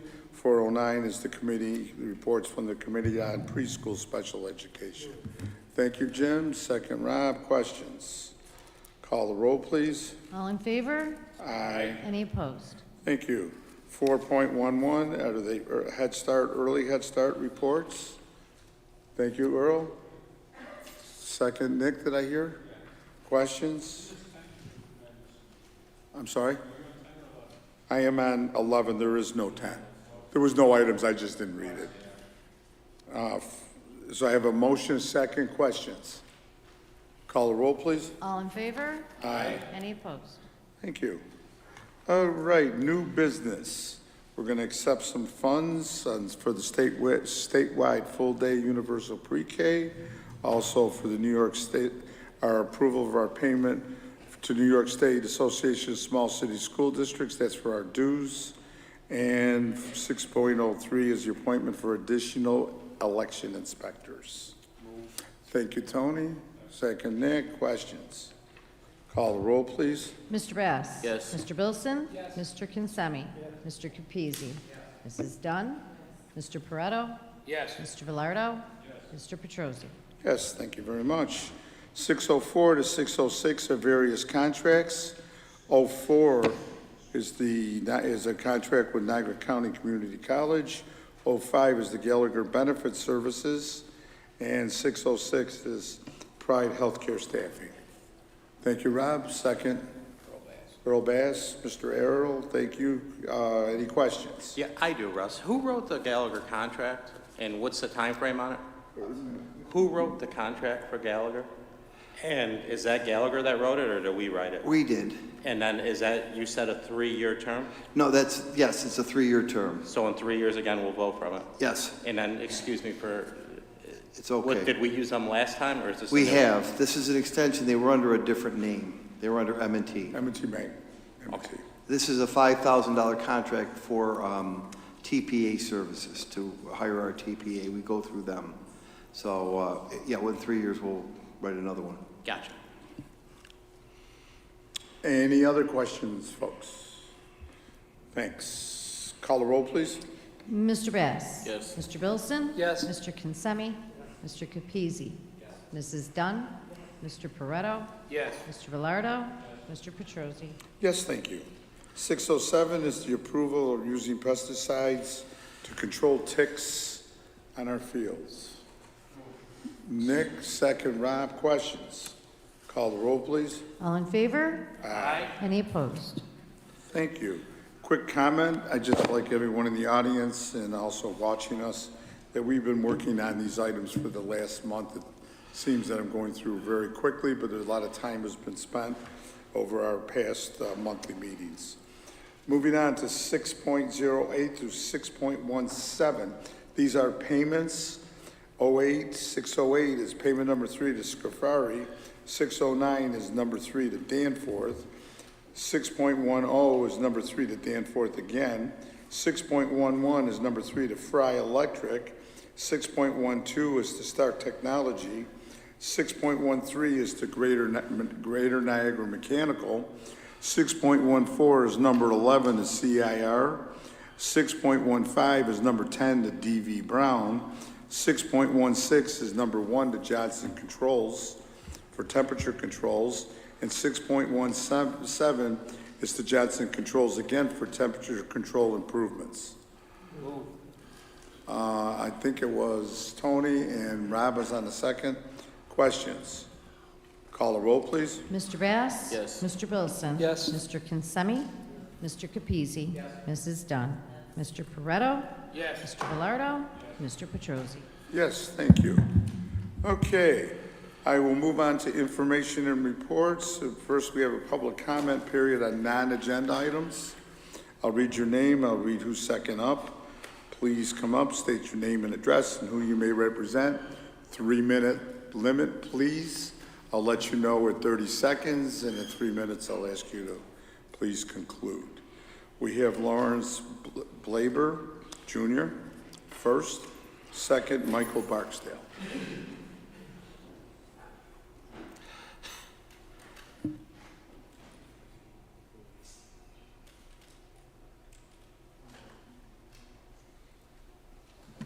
Good evening, board members. I just wanted to come here and let you guys know that... Excuse me, sir, name and address, please, for the record. I'm sorry. Lawrence Blaber Jr., 625 38th Street. I just want to let you guys know that we held the, I think first time in a few years, the School Board Candidates Forum, Tuesday night at the library. Mr. Velardo was there, and also Ms. Portland Jackson was there. A couple couldn't make it, but it went great. It's on the Our Schools Channel Network. I want to thank Superintendent Laurie for putting me in contact with Rocco Strangio and the team there. It was great. The kids were fantastic. Wes Slusher also helped with the audio. It was just great. I want to thank you guys, and I wanted to let you guys know in advance for those running next year. I think next year we should try and take it to another level and have the kids come up with some more questions and try and get them involved, maybe some one-on-ones, because, you know, we're working on civic leadership, and I believe as a country, a lot of people have forgotten how things run. We expect the president to do a lot, but if you really look at it, your state government, your county government, and on the lower level affect your lives a lot more than the president, but we don't spend a lot of time doing that. So if we can encourage these kids to get involved and understand it, we might have some future councilmen and Congress people involved in that. And I think that I have some other ideas, but I'll reach out to you guys individually on email to meet with you guys. Thank you. Appreciate it. Thank you. Dr. Tina Schultz, you're on deck. Michael Barksdale, you are up.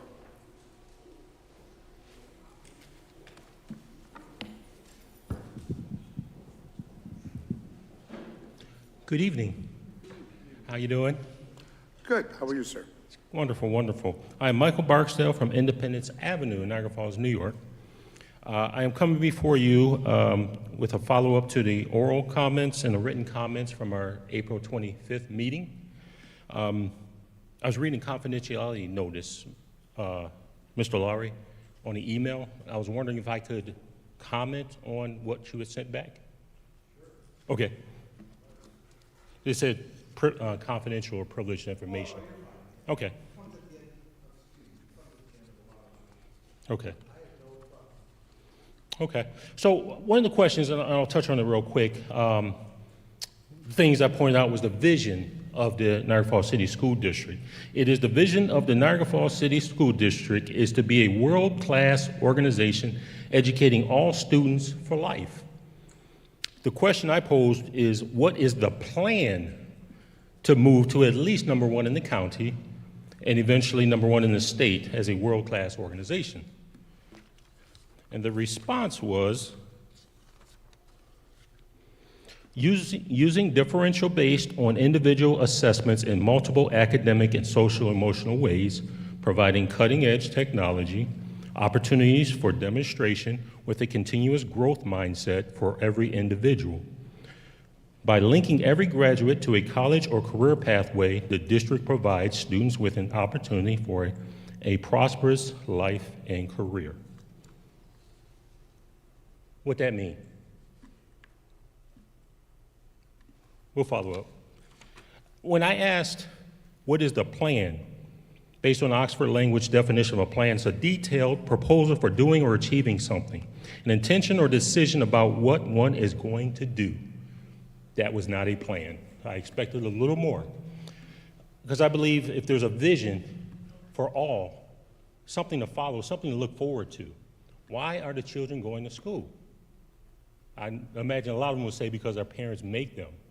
But why? What is the intention of sending our children to school here? I believe if we set that stage early on in their lives, there is a purpose. It's not just to get them out the house, it's to prepare them for life, to give them a high quality education, to set them on a path to be successful, and as we like to have it, be successful here in the city, to help the city grow. So I would suggest we revisit that. And if there's a plan, there may be, but that was the intention that says, what are we doing in a strategic way to get the children to what it says in the vision?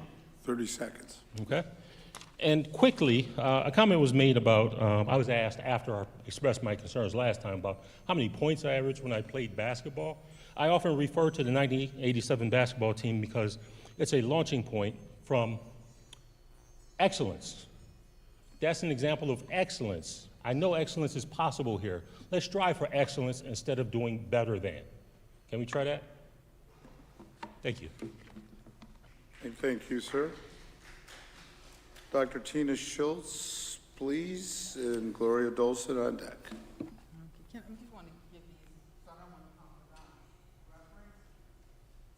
you just take one and pass it on, just so you can make reference. A pop quiz, just so you know. Yeah. All right, just so, because when I speak, I want to give you reference. I'm Dr. Tina Gregory Schultz. Good evening. Lockport, New York, forever living in Niagara Falls, but I still work and play in Niagara Falls.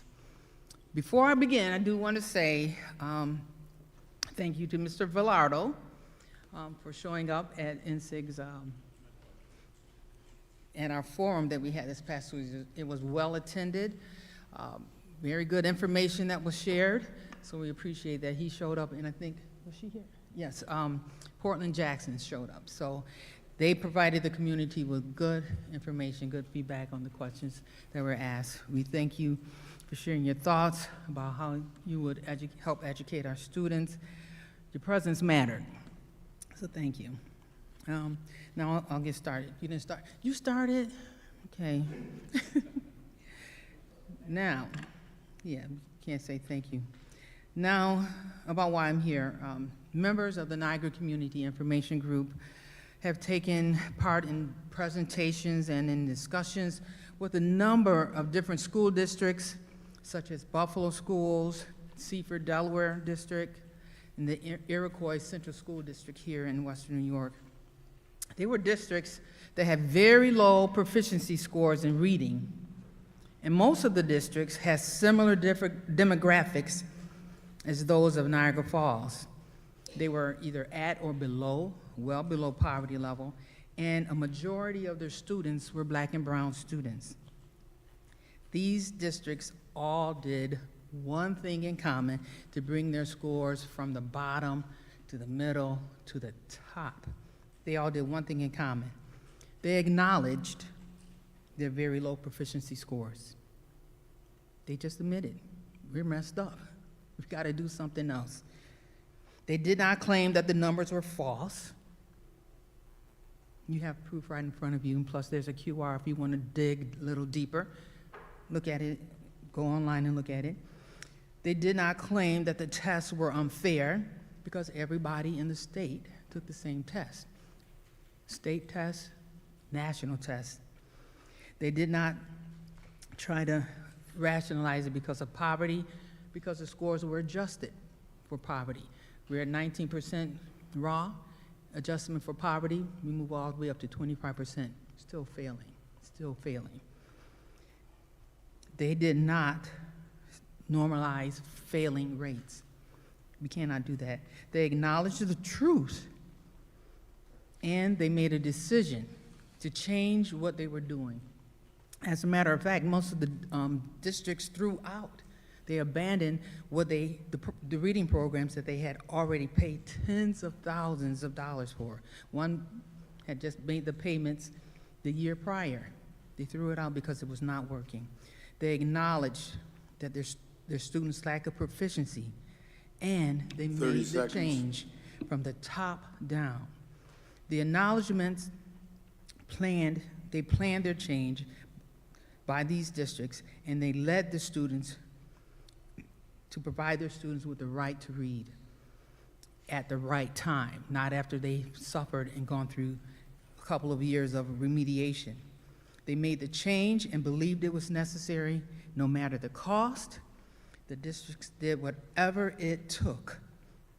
Niagara Falls needs to do whatever it takes. They need to first admit, can I finish my last sentence? Okay. Niagara Falls needs to do whatever it takes by admitting that what we're doing is failing the students. What we're doing is failing. The community, which is what I represent, is asking that the district abandon what isn't working and do whatever it takes to get our students reading as they should. We can't just talk about it, but we have to be about it. Thank you. Thank you. Gloria, you're up. First of all, good evening, and giving honor to God. I'm so happy to be here. I think this might be the last board meeting, and I missed some of them.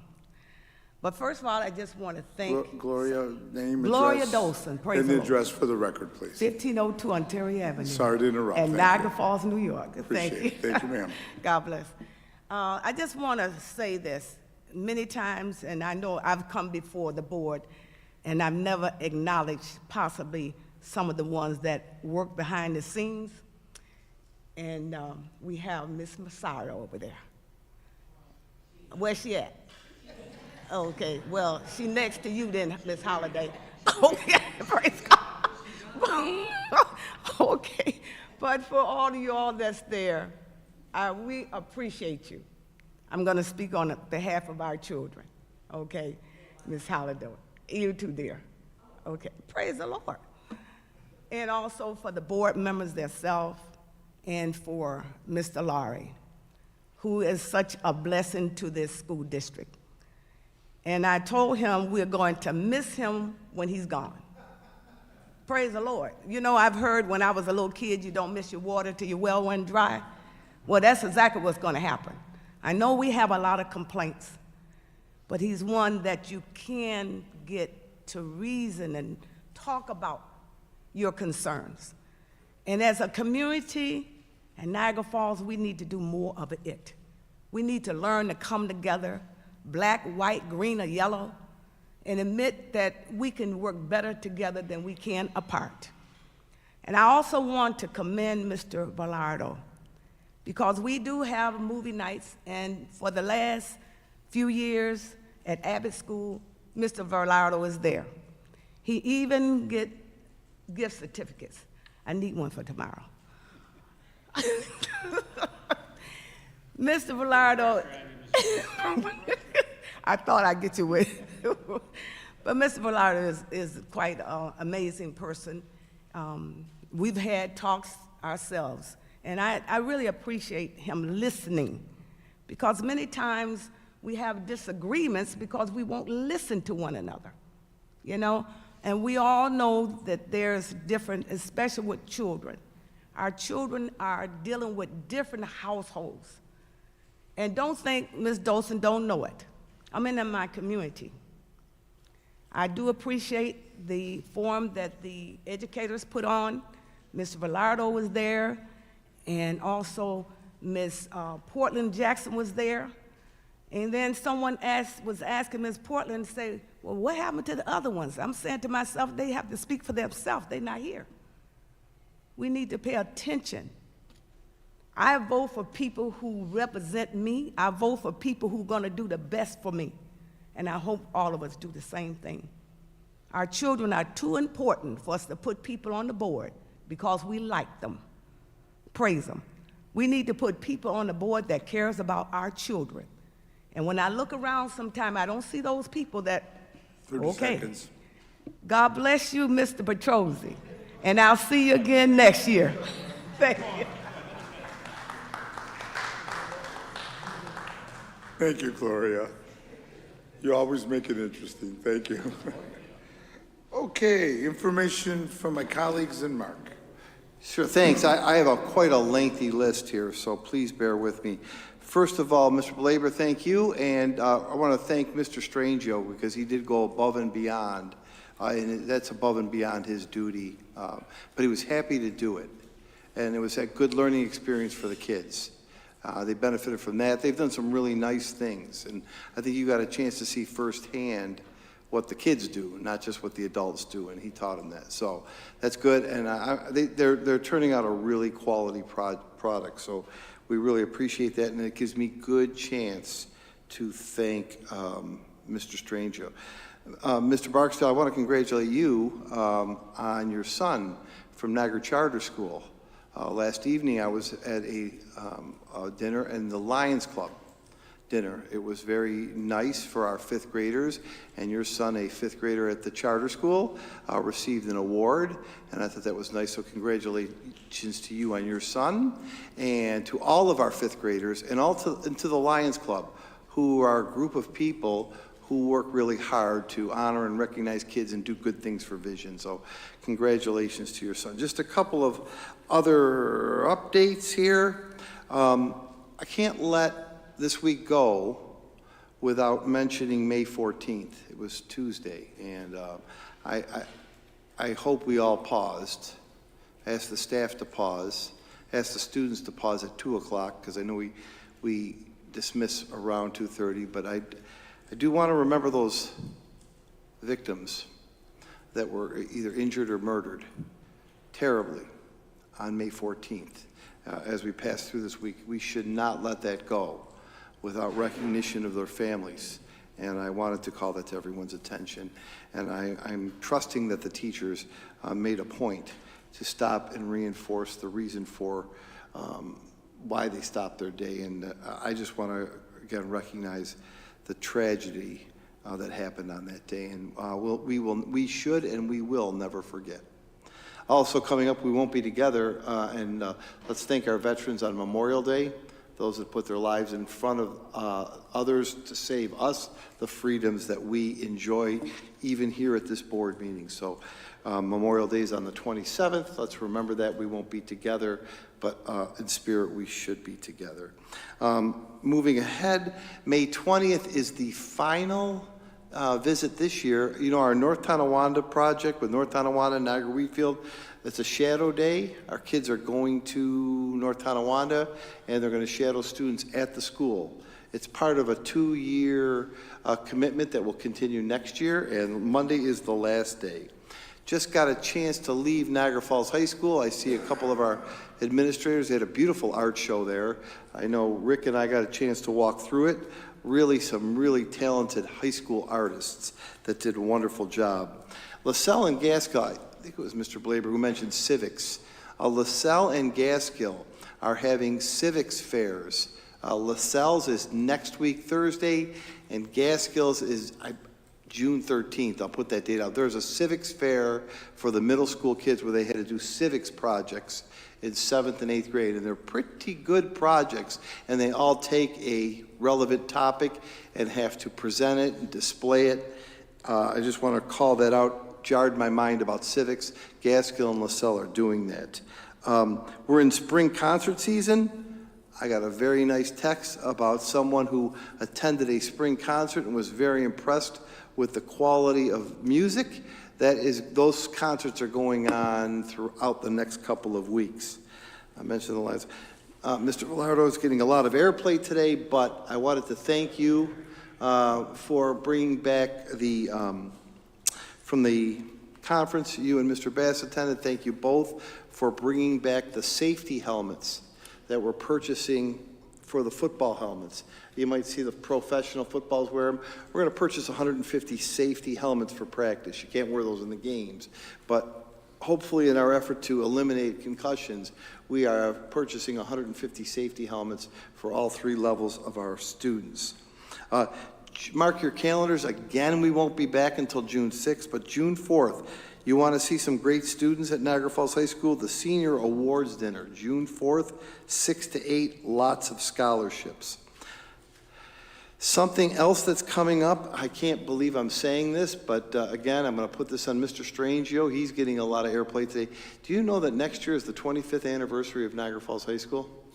25 years, and we are going to form a committee to celebrate 25 years of the high school, and again, it's Mr. Strangio's night, but he's going to put together a 25-year, a documentary, a retrospective of the 25 years of the school, interviewing former teachers, board members, superintendents maybe, to go and hopefully students, maybe students who have become teachers, and do a 25-year look back at the building of that school, which should be really cool.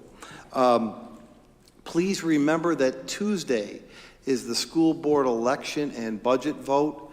I do have to reiterate this because I want people to know, and I cannot take a position legally on telling people how to vote, but the budget, God bless you, the budget requires a 60%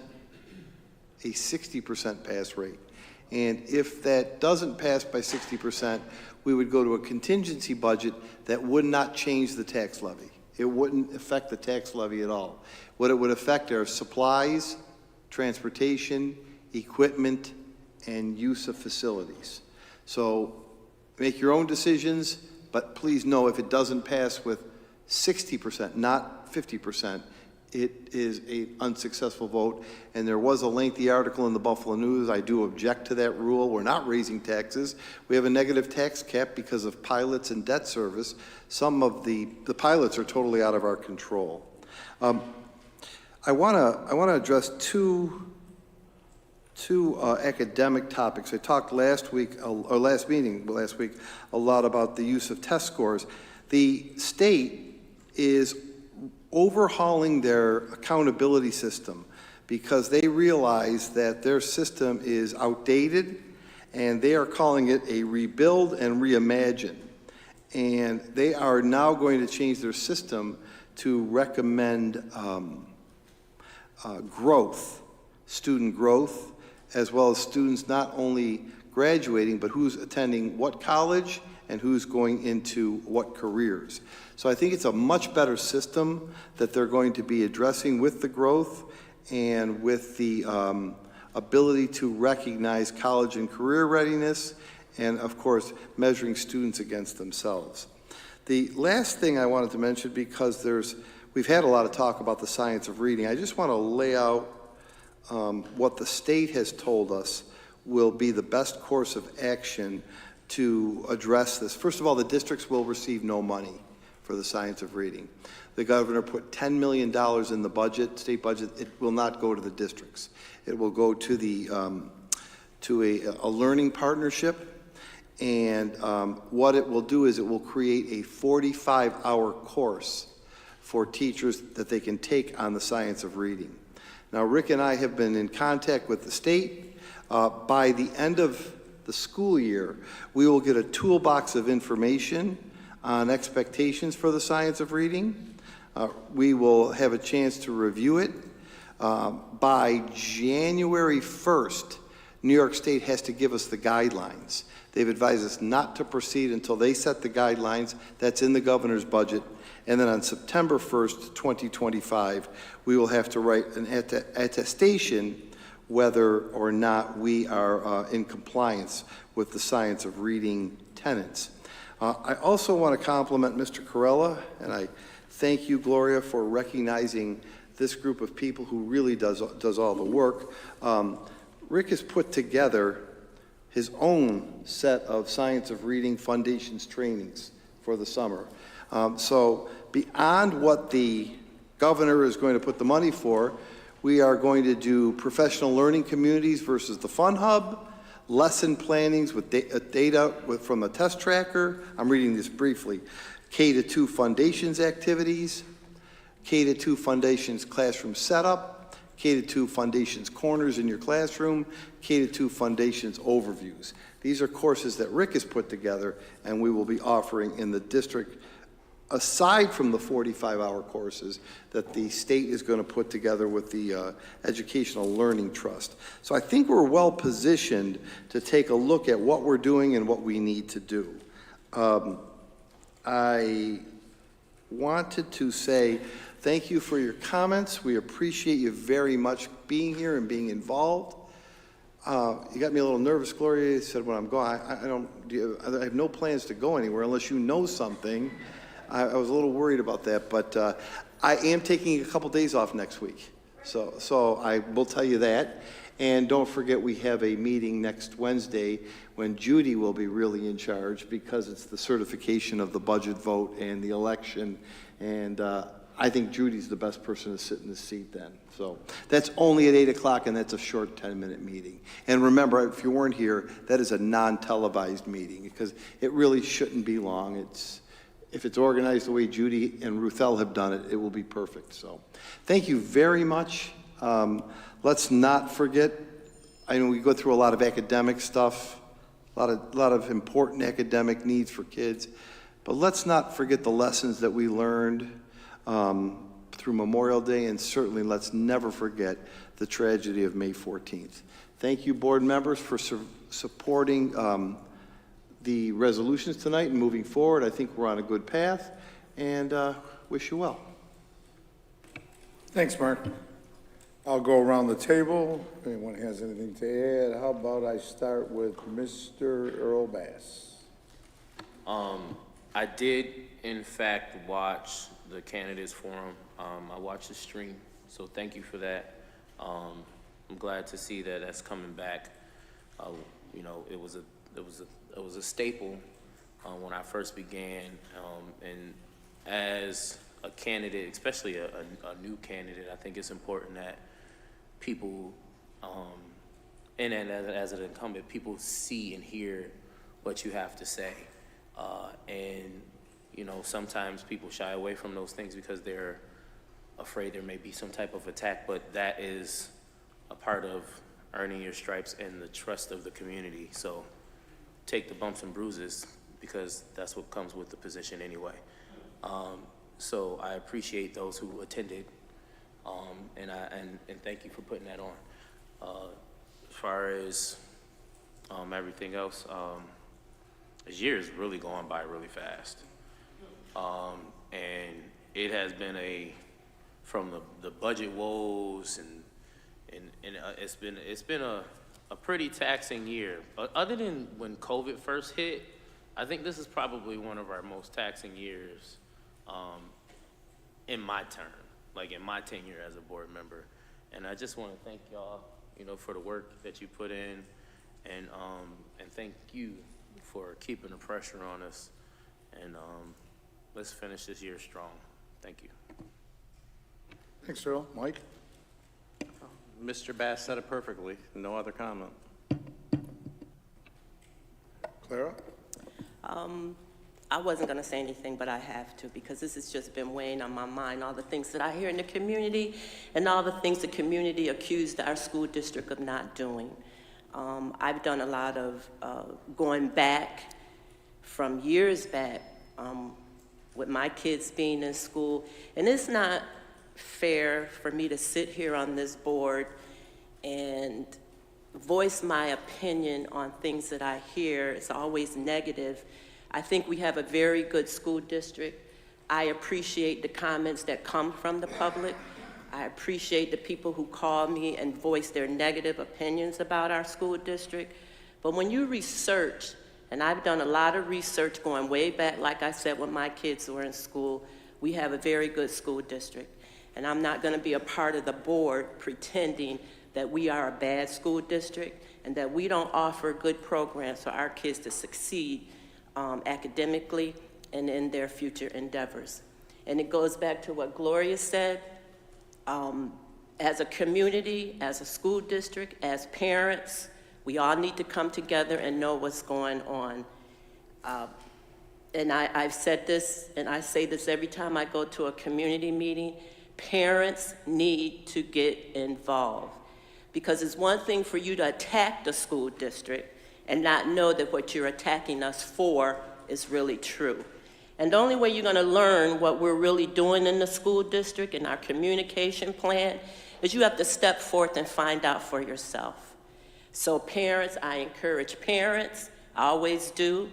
I encourage the community to come and find out what we're doing before you attack the school district, because our school district, based on some of the other school districts that I've researched and talked to, our school district and our school board is way better than some of the ones that I have talked to.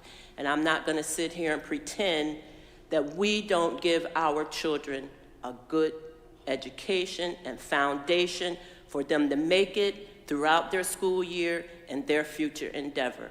I just want the community and the parents, please come together, talk with each other, and find out the true facts. And when you do that, you're gonna find out that we have a very good school district that offer good opportunities for every child to learn. It's up to that child, it's up to those parents, and it's up to that family to make sure your child is getting what we offer, and that's good. Thank you.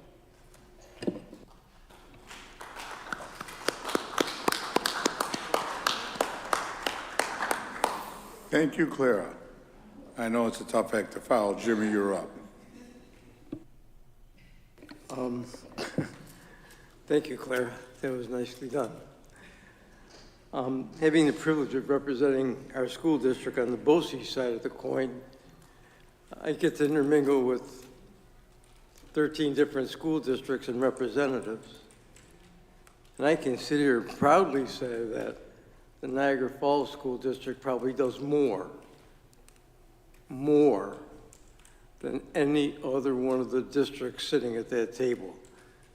It's always a pleasure for me to sit there and hear our other members talk about their districts and what they're not doing and doing, and then thanking Niagara Falls for setting a pathway. Ms. Dunn, I agree with you. I've sat on a scholarship committee for Niagara County Community College for the last 14 years. Niagara Falls High School students have never won a full DDS, which means a full 2-year free ride. I am so proud this year to say that finally, because of a lot of dedication of a lot of people, one of our students is receiving one of the only 9 DDSs in the whole city of Niagara Falls. That's the county, excuse me. 9. We should be damn proud of that. To hear about our children who are speaking 3 languages and 2 languages, there's not another district in this area that can say they're doing that.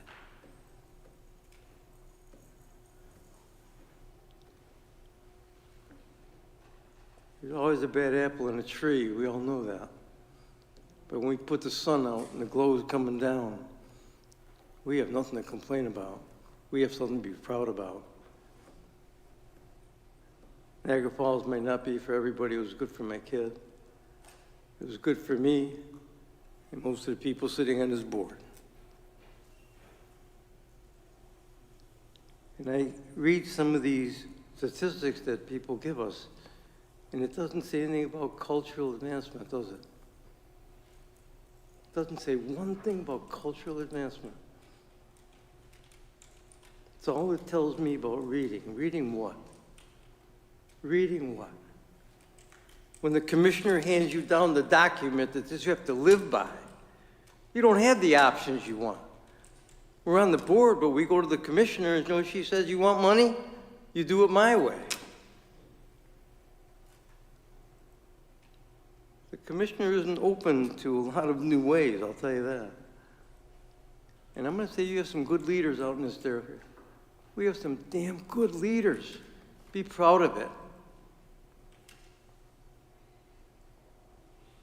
Thank you. Thank you, Jim. Rob? Well, as we approach the election and the very important vote on the budget, I just want to once again, as we end, we're starting to end a school year that went really fast. And I feel like we accomplished a lot, and I feel like, Mark, your team accomplished a lot. So really, I just want to say thank you to everyone who's put in the effort this year to make it a success. And for those of you that put in the effort and the time and the energy to get us to this point where we've put together a sound budget and, a really comfortable and so far successful school year. Thank you. Thanks to all of you. Mr. Laurie, great job again, and your team, great job. And as Maria mentioned earlier, congratulations to the retirees and those that received tenure from the teachers union. Congrats to you, and we look forward to working with those teachers as we move forward here to be even better. So congrats and thanks. Thanks, Rob. Nick? Yeah, I just want to say I totally agree with Clara and what Jimmy said about our school district, how we're performing. And it's a work in progress. And it'll never be reach a goal that we're satisfied with until it's 100%. And that's what we're trying to accomplish. Then I'd like to congratulate all the tenured teachers. And I hope they enjoy their employment with the school district, have productive years with us, and also the permanent employees. And like Mrs. Clara said, that parents have to get involved in the parent groups in each school and the district parent groups. That district parent group is they're a bunch of very knowledgeable individuals, women, that care about their kids and are doing something about it. And they're always looking for more involvement from parents around this district. And I think it'd be a great idea to watch that committee grow. And speaking of this district parent forum, Mr. Laurie wasn't able to attend last month's meeting, and Mr. Wone filled in. And he did a very, very commendable job, very well done. And in fact, I thought you talked a lot, Mark? Yeah, well, we ran a little longer. Yeah, I ran a little longer than normal, but I think Gloria knows something. Yeah, I'm getting worried. He did a great job. So watch out. I'm worried. Yeah, and I want to thank And I want to thank everyone on that forum committee that we took part in, myself and Ms. Jackson. And I think it was a great opportunity to express our views to the community, and I hope it made an impact on them. And also, now we're coming to graduation, now we're seeing the fruits of not our labor, but the district's labor coming up. And it's always a pleasure to watch these kids walk down the aisle with their diplomas. Some are so eager, you can see lights shining in their eyes, and others are just in awe, I think. I don't know, nervous. But it's amazing coalition of feelings going across that field. So I'm looking forward to that again. So, and that, just remember to get out and vote for our budget and pass that budget by 65 or 70% at least. Okay. Thank you, Nick. Tony? Yes, I'd like to, thank our staff, our teachers, because as our year starts to wind down and we're getting closer to graduation, we're weeks away from graduation. And again, we put this stuff together and it's well thought out, well planned.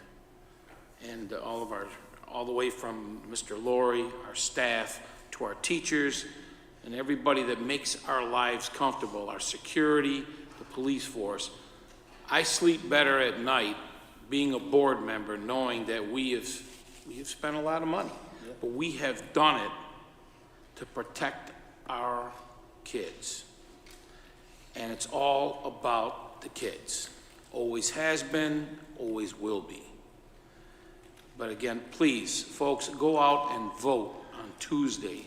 Okay, show what you think and vote. It's very important that we get out there and we have a good turnout, and vote our budget and whatever candidates you choose. Again, like I reiterated earlier, the work that we do, the millions of dollars that we have spent while I was on this board for the last 11 years. We get the local economy helped out by the local workers that we hire. Okay, folks? That money is spent here. It pays everything from school taxes to the stuff at the grocery stores. And it's done with local people with these funds. And I am proud to be part of that as a board member. So again, I'd like to want to thank special prayer to some of our folks that aren't feeling well. Mr. Laurie, your mom, we pray for recovery. Ruth L. Dumas, she's back in Niagara Falls from what I hear, and she's healing up. And some of the folks that aren't feeling too good, our prayers are with them. Thank you. Thank you for saying that, Tony. Well said. Last but not least, it's all been said. I will be very brief. Audience, thank you for coming. Listeners, thank you for listening. Thank you for the debate. We appreciate it very much. Please remember May 14th. Please teach the young people. Let them know what it's all about. Speakers, I want to thank you. Retirees, congratulations. I hope you have a long, healthy retirement, and I appreciate, and we all do, thank you for your service. And 10-year awardees, congratulations and good luck in your future. Saying that, we're going to adjourn tonight's meeting in respect of the following people who are no longer with us: Richard Andrzejak, father of Michelle Brocious; Shirley Contento, former employee, mother of Joe Contento; and Fred Leslie, father of Linda Holman. Motion for adjournment, please. Nick, second by Rob. All in favor? Thank you, and good night. Judy, thank you.